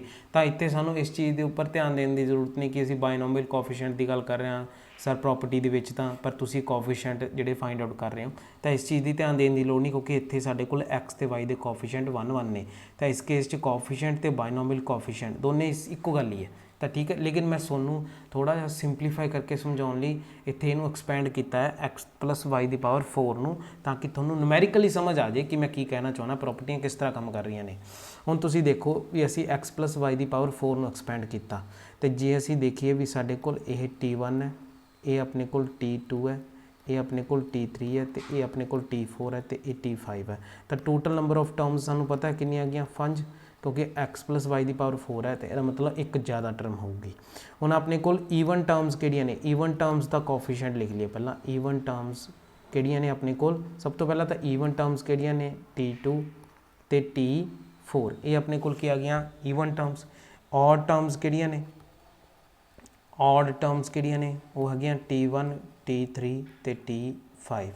ਈਵਨ ਟਰਮਸ ਦਾ ਕੋਫੀਸ਼ੀਐਂਟ ਅਗਰ ਅਸੀਂ ਕੋਫੀਸ਼ੀਐਂਟ ਲਿਖੀਏ ਜਾਂ ਫਿਰ ਬਾਈਨੋਮੀਅਲ ਕੋਫੀਸ਼ੀਐਂਟ ਇੱਕੋ ਹੀ ਗੱਲ ਹੈ, ਤਾਂ ਈਵਨ ਟਰਮਸ ਦਾ ਕੋਫੀਸ਼ੀਐਂਟ ਸਾਡੇ ਕੋਲ ਕੀ ਆ ਜੂ ਰਾਜੇ, ਉਹ ਆਜੂ 4,4, ਠੀਕ ਹੈ ਜੀ। ਤੇ ਅਸੀਂ ਗੱਲ ਕਰੀਏ ਕੋਫੀਸ਼ੀਐਂਟ ਆਫ ਔਡ ਟਰਮਸ ਦਾ, ਉਹ ਕਿੰਨਾ ਆ ਜਾਊਗਾ ਆਪਣੇ ਕੋਲ ਕੋਫੀਸ਼ੀਐਂਟ, ਉਹ ਆ ਜਾਊਗਾ 1,6,1। ਤੇ ਜੇ ਅਸੀਂ ਸਮ ਕਰੀਏ, ਕਿਉਂਕਿ ਸਾਡੀ ਪਹਿਲੀ ਪ੍ਰੋਪਰਟੀ ਵੀ ਕੀ ਹੈ ਇੱਥੇ ਵੈਰੀਫਾਈ ਹੁੰਦੀ ਹੈ। ਪਹਿਲੀ ਪ੍ਰੋਪਰਟੀ ਕੀ ਸੀ ਰਾਜੇ, ਕਿ sum of the all binomial coefficient is equal to 2n, ਇਹਦੇ ਬਰਾਬਰ ਸੀ ਨਾ। ਇਹ ਪ੍ਰੋਪਰਟੀ ਵੀ ਅਸੀਂ ਇੱਥੇ ਫੁੱਲਫਿਲ ਕਰਕੇ ਦਿਖਾਵਾਂਗੇ ਕਿਸ ਤਰ੍ਹਾਂ। ਦੇਖੋ ਅਗਰ ਅਸੀਂ ਈਵਨ ਟਰਮਸ ਦਾ ਸਮ ਕਰੀਏ ਤਾਂ ਉਹ ਆਪਣੇ ਕੋਲ ਆ ਜਾਂਦਾ 4 + 4 = 8 ਦੇ। ਤੇ ਜੇ ਅਸੀਂ ਔਡ ਟਰਮਸ ਦਾ ਸਮ ਕਰੀਏ ਉਹ ਬਰਾਬਰ ਆ ਜਾਂਦਾ 1 + 6 + 1 ਬਰਾਬਰ ਆ ਜਾਂਦਾ 8 ਦੇ। ਤੇ ਜੇ ਅਸੀਂ ਸਮ ਆਫ ਆਲ ਬਾਈਨੋਮੀਅਲ ਜਾਂ ਫਿਰ ਆਲ ਕੋਫੀਸ਼ੀਐਂਟ ਕਰੀਏ ਤਾਂ ਉਹ ਆਜੂ 8 + 8 = 16 ਦੇ, ਜੋ ਕਿ 2^4 ਹੁੰਦਾ ਹੈ। ਤੇ ਇਹੀ ਤਾਂ 2^n ਫਸਟ ਪ੍ਰੋਪਰਟੀ ਕਹਿੰਦੀ ਸੀ। ਤਾਂ ਫਸਟ ਪ੍ਰੋਪਰਟੀ ਤਾਂ ਰਾਜੇ ਫੁੱਲਫਿਲ ਹੋ ਹੀ ਰਹੀ ਹੈ। ਲੇਕਿਨ ਅਗਰ ਅਸੀਂ ਸੈਕਿੰਡ ਪ੍ਰੋਪਰਟੀ ਦੀ ਗੱਲ ਕਰੀਏ ਵੀ ਅਸੀਂ ਤਾਂ ਦੇਖਣਾ ਸੀਗਾ ਵੀ sum of binomial coefficient of odd term, sum of binomial coefficient of even term, ਕੀ ਉਹ ਇਕੁਅਲ ਆ ਰਹੇ ਨੇ। ਤਾਂ ਤੁਸੀਂ ਦੇਖੋਗੇ ਵੀ ਉਹ ਤਾਂ ਦੋਨੇ ਇਕੁਅਲ ਆ ਰਹੇ ਨੇ। ਪਰ ਉਹ ਕਹਿੰਦਾ ਜੇ ਤੁਸੀਂ ਇਸ ਤਰ੍ਹਾਂ ਨਹੀਂ ਕਰਨਾ, ਤੁਸੀਂ ਇੱਕ ਫਾਰਮੂਲਾ ਯਾਦ ਰੱਖੋ, ਇੱਕ ਸ਼ਾਰਟਕਟ ਯਾਦ ਰੱਖੋ, ਉਹ ਹੈ ਵੀ 2^n ਕਰ ਦਿਓ ਅਤੇ ਉਹਨੂੰ 2 ਨਾਲ ਡਿਵਾਈਡ ਕਰ ਦਿਓ। ਅਸੀਂ ਕਿਹਾ ਠੀਕ ਹੈ ਜੀ, ਅਸੀਂ ਹੁਣ ਇਸ ਮੈਥਡ ਨਾਲ ਤਾਂ ਫਾਈਂਡ ਆਊਟ ਕਰਕੇ ਦੇਖ ਲਿਆ ਵੀ ਦੋਨੇ ਇਕੁਅਲ ਨੇ।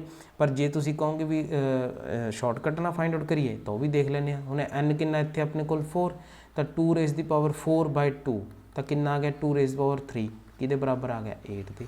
ਤਾਂ ਤੁਸੀਂ ਦੇਖੋ ਈਵਨ ਟਰਮਸ ਦੇ ਕੋਫੀਸ਼ੀਐਂਟ ਦਾ ਸਮ 8 ਆ ਰਿਹਾ, ਔਰ ਟਰਮਸ ਦੇ ਕੋਫੀਸ਼ੀਐਂਟ ਦਾ ਸਮ ਵੀ 8 ਆ ਰਿਹਾ, ਦੋਨੇ ਕੀ ਆ ਰਹੇ ਨੇ, ਇੱਕ ਦੂਸਰੇ ਦੇ ਇਕੁਅਲ ਵੀ ਆ ਰਹੇ ਨੇ।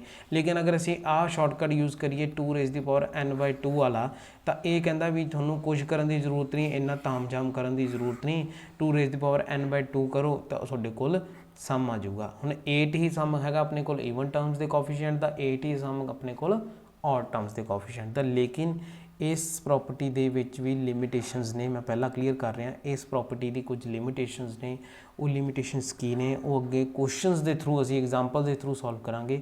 ਮੋਸਟ ਇੰਪੋਰਟੈਂਟ ਜਿਹੜਾ ਉਹ ਟੌਪਿਕ ਹੈਗਾ, ਉਹਦੇ ਵਿੱਚ ਅਸੀਂ ਪ੍ਰੋਪਰਟੀ 2 ਦੀ ਜਿਹੜੀ ਲਿਮਿਟੇਸ਼ਨਸ ਨੇ ਉਹਨੂੰ ਵੀ ਡਿਸਕਸ ਕਰਾਂਗੇ।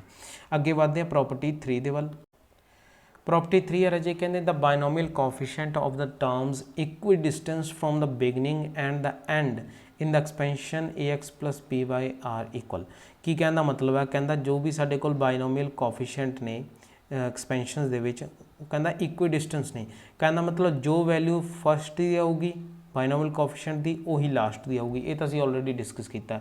ਜੋ ਵੈਲਿਊ ਸੈਕਿੰਡ ਟਰਮ ਦੇ ਕੋਫੀਸ਼ੀਐਂਟ ਦੀ ਆਊਗੀ, ਬਾਇਨੋਮੀਅਲ ਕੋਫੀਸ਼ੀਐਂਟ ਦੀ ਗੱਲ ਕਰ ਰਿਹਾ ਮੈਂ, ਉਹੀ ਵੈਲਿਊ ਜਿਹੜੀ ਹੈ ਸੈਕਿੰਡ ਲਾਸਟ ਟਰਮ ਦੇ ਬਾਇਨੋਮੀਅਲ ਕੋਫੀਸ਼ੀਐਂਟ ਦੀ ਆਊਗੀ। ਹੁਣ ਤੁਸੀਂ ਦੇਖੋ 3c0 ਕਿੰਨਾ ਹੁੰਦਾ, 1 ਹੁੰਦਾ, ਤੇ 3c3 ਕਿੰਨਾ ਹੁੰਦਾ, ਉਹ ਵੀ 1 ਹੁੰਦਾ।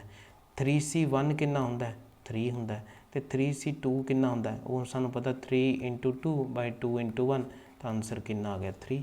ਤਾਂ ਕਹਿੰਦਾ ਮਤਲਬ ਫਸਟ ਤੇ ਲਾਸਟ, ਸੈਕਿੰਡ ਤੇ ਸੈਕਿੰਡ ਲਾਸਟ, ਥਰਡ ਤੇ ਥਰਡ ਲਾਸਟ, ਇਹਨਾਂ ਸਾਰਿਆਂ ਦੀ ਵੈਲਿਊ ਕੀ ਹੁੰਦੀ ਹੈ, ਸੇਮ। ਇਹੀ ਸਾਰਾ P3 ਦੇ ਵਿੱਚ ਸਾਨੂੰ ਇੰਗਲਿਸ਼ ਦੇ ਵਿੱਚ ਲਿਖਿਆ ਹੋਇਆ ਹੈਗਾ, ਠੀਕ ਹੈ ਜੀ, ਕੁਝ ਨਵਾਂ ਨਹੀਂ ਹੈ, ਆਲਰੇਡੀ ਅਸੀਂ ਇਹ ਡਿਸਕਸ ਕੀਤਾ ਹੋਇਆ ਹੈਗਾ ਨਾ। ਤਾਂ ਇਹ ਐਗਜ਼ਾਮਪਲ ਵੀ ਦੇ ਰੱਖੀ ਹੈ। ਐਗਜ਼ਾਮਪਲ ਦੇ ਵਿੱਚ ਤੁਸੀਂ ਦੇਖੋ, ਅਗਰ ਦੇਖੀਏ ਐਗਜ਼ਾਮਪਲ ਦੇ ਵਿੱਚ ਦੇਖੀਏ ਤਾਂ ਸਾਡੇ ਕੋਲ x ਦਾ ਕੋਫੀਸ਼ੀਐਂਟ ਤੇ y ਦਾ ਕੋਫੀਸ਼ੀਐਂਟ 1 ਹੈ। ਤਾਂ ਇੱਥੇ ਚਾਹੇ ਬਾਇਨੋਮੀਅਲ ਕੋਫੀਸ਼ੀਐਂਟ ਬੋਲੋ, ਕੋਫੀਸ਼ੀਐਂਟ ਬੋਲੋ, ਇੱਕੋ ਹੀ ਗੱਲ ਹੈ। ਨੂਮੈਰੀਕਲੀ ਸਮਝਦੇ ਹਾਂ ਕਿ ਕਿਸ ਤਰ੍ਹਾਂ P3 ਪ੍ਰੋਪਰਟੀ ਜਿਹੜੀ ਇਹ ਲੱਗਦੀ ਹੈ। ਵੈਸੇ ਤਾਂ ਤੁਹਾਨੂੰ ਸਮਝਾ ਹੀ ਦਿੱਤਾ, ਲੇਕਿਨ ਫਿਰ ਵੀ ਅਸੀਂ ਸਮਝ ਲੈਂਦੇ ਐਗਜ਼ਾਮਪਲ ਤੋਂ। ਇੱਥੇ ਸਾਡੇ ਕੋਲ ਬਾਇਨੋਮੀਅਲ ਕੋਫੀਸ਼ੀਐਂਟ ਕਿੰਨਾ ਹੈ, 1। ਇੱਥੇ ਸਾਡੇ ਬਾਇਨੋਮੀਅਲ ਕੋਫੀਸ਼ੀਐਂਟ ਕਿੰਨਾ ਹੈ, 4, ਜਾਂ ਕੋਫੀਸ਼ੀਐਂਟ ਬੋਲ ਲਓ, ਬਾਇਨੋਮੀਅਲ ਕੋਫੀਸ਼ੀਐਂਟ ਬੋਲ ਲਓ। ਇੱਥੇ ਸਾਡੇ ਕੋਲ ਕੋਫੀਸ਼ੀਐਂਟ ਕਿੰਨਾ, 1। ਇੱਥੇ ਸਾਡੇ ਕੋਲ ਕੋਫੀਸ਼ੀਐਂਟ ਕਿੰਨਾ, 4। ਤਾਂ ਪਹਿਲੀ ਟਰਮ ਦਾ ਕੋਫੀਸ਼ੀਐਂਟ ਤੇ ਲਾਸਟ ਟਰਮ ਦਾ ਕੋਫੀਸ਼ੀਐਂਟ 1 ਹੈ। ਸੈਕਿੰਡ ਟਰਮ ਦਾ ਕੋਫੀਸ਼ੀਐਂਟ ਤੇ ਸੈਕਿੰਡ ਲਾਸਟ ਟਰਮ ਦਾ ਕੋਫੀਸ਼ੀਐਂਟ 4 ਹੈ। ਬਚੀ ਕਿਹੜੀ 6, ਉਹ ਕਿਉਂਕਿ ਇਕੱਲੀ ਟਰਮ ਹੈ, ਉਹਦਾ ਕੋਫੀਸ਼ੀਐਂਟ 6 ਹੈ। ਤਾਂ ਇਸ ਤਰ੍ਹਾਂ ਦੇ ਜੇ ਪ੍ਰੋਪਰਟੀ ਥਰਡ ਵੀ ਜਿਹੜੀ ਹੈ ਉਹ ਬਹੁਤ ਕੰਮ ਆਉਂਦੀ ਹੈ ਜਦੋਂ ਐਕਸਪੈਂਸ਼ਨ ਕਰਨ। ਹੁਣ ਤੁਸੀਂ ਦੇਖੋ, ਨਹੀਂ ਤਾਂ ਤੁਸੀਂ 3c3 ਨੂੰ ਸੋਲਵ ਕਰਦੇ, ਪਰ ਤੁਹਾਨੂੰ ਪਤਾ ਵੀ 3c0 ਦੀ ਜੋ ਵੈਲਿਊ ਆਊਗੀ ਉਹ 3c3 ਦੀ ਹੈ, ਜੋ 3c1 ਦੀ ਆਊਗੀ ਉਹ 3c ਕੀ ਹੈ, 2 ਦੀ ਹੈ। ਇਸ ਤਰ੍ਹਾਂ ਤੁਹਾਨੂੰ ਜਿਹੜੀ ਹੈ ਬਾਇਨੋਮੀਅਲ ਐਕਸਪੈਂਸ਼ਨ ਬਹੁਤ ਈਜ਼ੀ ਹੋ ਜਾਂਦੀ ਹੈ ਥਰਡ ਪ੍ਰੋਪਰਟੀ ਦੀ ਹੈਲਪ ਦੇ ਨਾਲ। ਉਸ ਤੋਂ ਬਾਅਦ ਸਾਡੇ ਕੋਲ ਫਿਰ ਇੱਕ ਹੋਰ ਇੰਪੋਰਟੈਂਟ ਟੌਪਿਕ ਆ ਜਾਂਦਾ ਹੈ, ਜੋ ਕਿ ਹੈ ਸਮ ਆਫ ਕੋਫੀਸ਼ੀਐਂਟਸ।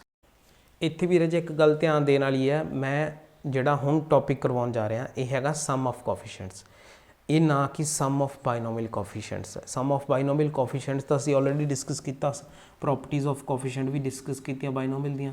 ਪਰ ਹੁਣ ਜੇ ਟੌਪਿਕ ਆ ਗਿਆ ਉਹ ਆ ਗਿਆ ਸਮ ਆਫ ਕੋਫੀਸ਼ੀਐਂਟਸ। ਅਤੇ ਇਹਦੇ ਨਾਲ ਰਿਲੇਟਡ ਮੈਂ ਇੱਕ ਟੈਲੀਗ੍ਰਾਮ ਦੇ ਉੱਪਰ ਵੀ ਤੁਹਾਨੂੰ ਕੁਇਜ਼ ਪਾਇਆ ਸੀ ਕਿ ਹਾਂ, ਤੁਹਾਨੂੰ ਕੁਇਜ਼ ਪਾਇਆ ਸੀ ਵੀ ਦੱਸੋ ਵੀ ਸਮ ਆਫ ਕੋਫੀਸ਼ੀਐਂਟ ਕੀ ਹੋਊਗਾ ਇਸ ਪਾਰਟੀਕੂਲਰ ਐਕਸਪੈਂਸ਼ਨ ਦਾ। ਉਹਦੇ ਬਾਰੇ ਵੀ ਡਿਸਕਸ ਕਰਦੇ ਹਾਂ ਕਿ ਕਰੈਕਟ ਆਨਸਰ ਕੀ ਸੀਗਾ। ਕਾਫੀ ਸਟੂਡੈਂਟਸ ਨੇ ਕਰੈਕਟ ਆਨਸਰ ਵੀ ਦਿੱਤਾ, ਕਾਫੀ ਸਾਥੀਆਂ ਨੇ ਕਰੈਕਟ ਆਨਸਰ ਦਿੱਤਾ, ਤਾਂ ਚੰਗੀ ਗੱਲ ਹੈ ਸੁਣ ਕੇ ਵੀ ਤੁਸੀਂ ਪੜ੍ਹ ਰਹੇ ਹੋਗੇ ਜਾਂ ਤੁਸੀਂ ਆਲਰੇਡੀ ਪਹਿਲਾਂ ਤਿਆਰੀ ਕੀਤੀ ਹੋਈ ਹੈ, ਅਤੇ ਉਹਦੇ ਨਾਲ ਕੀ ਹੋ ਜਾਂਦਾ, ਈਜ਼ੀ ਹੋ ਜਾਂਦਾ ਤੁਹਾਨੂੰ ਆਉਣ ਵਾਲੇ ਮਾਸਟਰ ਗ੍ਰੇਡਰ ਲਈ। ਤਾਂ ਦੇਖਿਓ ਸਮ ਆਫ ਕੋਫੀਸ਼ੀਐਂਟ ਕੀ ਹੈ ਰਾਜੇ, ਕਿ ਜੇ ਸਾਡੇ ਕੋਲ ax + by ਦੀ ਪਾਵਰ n ਐਕਸਪੈਂਸ਼ਨ ਦਿੱਤੀ ਹੋਵੇ ਅਤੇ ਸਾਨੂੰ ਪੁੱਛਿਆ ਗਿਆ ਹੋਵੇ ਵੀ ਇਸ ਦਾ ਸਮ ਆਫ ਕੋਫੀਸ਼ੀਐਂਟ ਕਿੰਨਾ ਹੈ ਇਸ ਪਾਰਟੀਕੂਲਰ ਐਕਸਪੈਂਸ਼ਨ ਦਾ, ਤਾਂ ਅਸੀਂ ਕਹਾਂਗੇ ਜੀ x ਦੀ ਜਗ੍ਹਾ 'ਤੇ 1 ਪੁੱਟ ਕਰੋ, y ਦੀ ਜਗ੍ਹਾ 1 ਦੇ ਪੁੱਟ ਕਰੋ, ਬਾਕੀ ਕੁਝ ਛੱਡਣ ਦੀ ਜ਼ਰੂਰਤ ਨਹੀਂ ਹੈ। ਤੁਹਾਡੇ ਕੋਲ ਸਮ ਆਫ ਕੋਫੀਸ਼ੀਐਂਟ ਆ ਜਾਊਗਾ, ਜੋ ਕਿ ਆ ਗਿਆ a + b ਦੀ ਪਾਵਰ n ਦੇ। ਐਗਜ਼ਾਮਪਲ ਦੇ ਨਾਲ ਸਮਝਦੇ ਹਾਂ। ਐਗਜ਼ਾਮਪਲ ਹੈ, ਕਹਿੰਦੇ sum of coefficient of 7x - 3y ਦੀ ਪਾਵਰ 15। ਇਹਦੇ ਵਿੱਚ ਸਾਨੂੰ ਸਮ ਆਫ ਕੋਫੀਸ਼ੀਐਂਟ ਦੱਸੋ, ਤਾਂ ਅਸੀਂ ਕਹਾਂਗੇ ਸੋਲਿਊਸ਼ਨ ਦੇ ਵਿੱਚ ਵੀ ਪੁੱਟ x = 1, y = 1, ਤਾਂ ਸਾਡੇ ਕੋਲ 7x - 3y ਦੀ ਪਾਵਰ 15, ਇਹਦੇ ਕੋਫੀਸ਼ੀਐਂਟ ਦਾ ਸਮ ਕਿੰਨਾ ਆ ਗਿਆ, ਉਹ ਆ ਗਿਆ 7 - 3 ਦੀ power 15 which is equal to 4 the power 15। ਤਾਂ ਬੀ ਆਪਸ਼ਨ ਕੀ ਆ ਗਈ, ਕਰੈਕਟ ਆਨਸਰ ਆ ਗਿਆ। ਹੁਣ ਰਾਜੇ ਤੁਹਾਡੇ ਕੋਲ ਚਾਹੇ ਇੱਥੇ 2 ਵੇਰੀਏਬਲ ਨੇ, ਚਾਹੇ 4 ਵੇਰੀਏਬਲ ਨੇ, ਮਲਟੀਨੋਮੀਅਲ ਕੁਝ ਵੀ ਹੈ, ਠੀਕ ਹੈ, ਚਾਹੇ ਕੁਝ ਵੀ ਹੈ ਤੁਹਾਡੇ ਕੋਲ x² x³ ਕੁਝ ਵੀ ਦੇ ਰੱਖਿਆ ਹੈ, ਉਸ 'ਚ ਘਬਰਾਉਣਾ ਨਹੀਂ ਹੈ।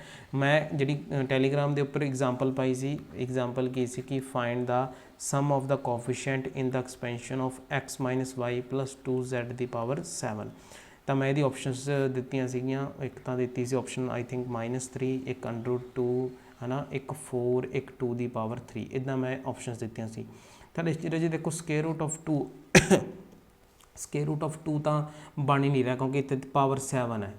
ਤਾਂ ਫਿਰ ਵੀ ਤੁਸੀਂ ਡਾਊਟ ਜਿਹੜਾ ਕਲੀਅਰ ਕਰ ਲੈਣਾ ਆਪਦੇ ਮਨ ਦੇ ਵਿੱਚ। ਕਈ ਆਪਾਂ ਸੋਚਦੇ ਨਾ ਕਿ ਸਕੇਅਰ ਰੂਟ ਆਫ 2 ਤਾਂ ਬਣ ਹੀ ਨਹੀਂ ਸਕਦਾ ਕਿਉਂਕਿ ਆਪਣੇ ਕੋਲ ਇੱਥੇ ਕੀ ਆ, ਪਾਵਰ ਆ ਗਈ। ਤਾਂ ਪਾਵਰ ਨਹੀਂ, ਜ਼ਰੂਰੀ ਨਹੀਂ ਹੈਗਾ ਉਸ ਚੀਜ਼ ਨੂੰ ਕਿ ਮੰਨ ਲਓ ਪਾਵਰ ਤੁਹਾਨੂੰ ਕੋਲ ਅਲੱਗ ਦੇ ਰੱਖੀ ਹੋਊਗੀ, ਪਾਵਰ 1/2 ਦੇ ਰੱਖੀ ਹੋਊਗੀ ਅਤੇ ਅੰਦਰ 2 ਬਣ ਜਾਓ, ਤਾਂ ਸਮ ਕਰਕੇ ਤਾਂ 2 ਦੀ ਪਾਵਰ 1/2 ਬਣ ਹੀ ਜਾਣਾ ਨਾ। ਕਹਿਣ ਦਾ ਮਤਲਬ ਐਗਜ਼ਾਮਪਲ ਜਦੋਂ ਆਊਗੀ ਤੁਹਾਡੇ ਕੋਲ ਤਾਂ ਉਹਦੇ ਵਿੱਚ ਕੁਝ ਤੁਸੀਂ ਆਪਸ਼ਨਸ ਦੇ ਥਰੂ ਨਹੀਂ ਜਾਣਾ। ਕਹਿਣ ਦਾ ਮਤਲਬ ਆਪਸ਼ਨਸ ਨੂੰ ਨਹੀਂ ਦੇਖਣਾ ਗਾ ਵੀ ਕੀ ਨੇ, ਤੁਸੀਂ ਸਿਰਫ ਪੁੱਟ ਕਰਨਾ ਹੈ x ਦੀ ਵੈਲਿਊ 1, y ਦੀ ਵੈਲਿਊ 1, z ਦੀ ਵੈਲਿਊ 1। ਇੱਥੇ ਜੇ t ਹੁੰਦਾ ਤਾਂ t ਦੀ ਵੈਲਿਊ ਵੀ 1 ਪੁੱਟ ਕਰ ਦਿੰਦੇ। ਜਿੰਨੇ ਵੇਰੀਏਬਲ ਨੇ ਸਭ ਨੂੰ 1 ਪੁੱਟ ਕਰ ਦੇਣਾ। ਤਾਂ ਸਾਡੇ ਕੋਲ ਆ ਜੂ 1 - 1 + 2 ਦੀ ਪਾਵਰ 7। ਤਾਂ ਇਹ ਆਪਣੇ ਕੋਲ ਕਿੰਨਾ ਆ ਗਿਆ 2 ਰੇਜ਼ ਦੀ ਪਾਵਰ, ਇੱਥੇ ਆਈ ਥਿੰਕ ਰਜੇ 2 ਸੀਗਾ, ਇੱਥੇ 2 ਸੀ ਸੌਰੀ। ਮੇਰਾ ਜਿਹੜਾ ਟੈਲੀਗ੍ਰਾਮ ਚੈਨਲ ਹੈ ਕਲਟੀਵੇਸ਼ਨ ਆਫ ਮਾਈਂਡ, ਤੁਸੀਂ ਜ਼ਰੂਰ ਸਬਸਕ੍ਰਾਈਬ ਕਰੋ। ਉਹਦੇ ਵਿੱਚ ਮੈਂ ਇੱਕ ਕੁਇਜ਼ ਪਾਇਆ ਸੀ ਜਿਹਦੇ ਵਿੱਚ ਮੈਂ ਸਾਰੀ ਆਪਸ਼ਨਸ ਦੇ ਰੱਖੀਆਂ ਸੀਗੀਆਂ। ਤਾਂ ਇੱਥੇ ਆਪਣੇ ਕੋਲ ਕਿੰਨਾ ਆ ਗਿਆ 2 ਰੇਜ਼ ਦੀ ਪਾਵਰ 2, ਤਾਂ ਆਨਸਰ 4 ਸੀਗਾ। I think D option is the correct. ਤਾਂ ਇਸ ਤਰ੍ਹਾਂ ਰਜੇ ਇਹ ਕੋਫੀਸ਼ੀਐਂਟ ਵਾਲੇ ਸਮ, ਬਾਈਨੋਮੀਅਲ ਕੋਫੀਸ਼ੀਐਂਟ ਵਾਲੇ ਸਮ, ਉਹਨਾਂ ਦੀ ਪ੍ਰੋਪਰਟੀਆਂ, ਗ੍ਰੇਟੈਸਟ ਟਰਮ ਹੋ ਗਿਆ, term with the greatest binomial coefficient ਹੋ ਗਿਆ, value of the greatest binomial coefficient ਹੋ ਗਿਆ। ਇਹ ਸਾਰੇ ਜਿਹੜੇ ਟੌਪਿਕਸ ਨੇ ਮੋਸਟ ਇੰਪੋਰਟੈਂਟ ਨੇ। ਇਹਨਾਂ ਦੇ ਵਿੱਚ ਕਾਫੀ ਚੀਜ਼ਾਂ ਧਿਆਨ ਵੀ ਰੱਖਣ ਵਾਲੀਆਂ ਹੁੰਦੀਆਂ ਨੇ। ਤਾਂ ਇਹਨਾਂ ਸਾਰੇ ਟੌਪਿਕਸ ਨੂੰ ਕਵਰ ਕਰਦੇ ਹੋਏ ਅੱਜ ਅਸੀਂ ਖਤਮ ਕਰਦੇ ਹਾਂ ਇਸ ਲੈਕਚਰ ਨੂੰ ਇੱਥੇ ਹੀ, ਕਿਉਂਕਿ ਕਾਫੀ ਵੱਡਾ ਹੋ ਜਾਣਾ ਲੈਕਚਰ ਨਹੀਂ ਤਾਂ ਰਾਜੇ ਨੈਕਸਟ ਜਿਹੜਾ ਲੈਕਚਰ ਹੋਵੇਗਾ ਉਹ ਲਾਸਟ ਲੈਕਚਰ ਹੋਵੇਗਾ, 5th ਲੈਕਚਰ ਹੋਵੇਗਾ ਜਿਹੜਾ ਸਾਡਾ ਲਾਸਟ ਲੈਕਚਰ ਹੋਵੇਗਾ। ਉਹਦੇ ਵਿੱਚ ਅਸੀਂ ਬਾਕੀ ਜਿਹੜੇ ਟੌਪਿਕਸ ਰਹਿ ਗਏ ਨੇ ਡਿਸਕਸ ਕਰ ਲਾਂਗੇ। ਛੋਟੇ ਟੌਪਿਕਸ ਰਹਿੰਦੇ ਨੇ, 2-4 ਟੌਪਿਕਸ ਨੇ ਜਿਹੜੇ ਵੀ। ਰੈਡੀਕਲ ਸਾਈਨ ਵਾਲਾ ਮੋਸਟ ਇੰਪੋਰਟੈਂਟ ਸਾਡਾ ਟੌਪਿਕ ਹੈ। ਤਾਂ ਇਹ ਅੱਜ ਦਾ ਲੈਕਚਰ ਜਿਹੜਾ ਇੱਥੇ ਖਤਮ ਕਰਦੇ ਹਾਂ ਰਾਜੇ। ਧੰਨਵਾਦ।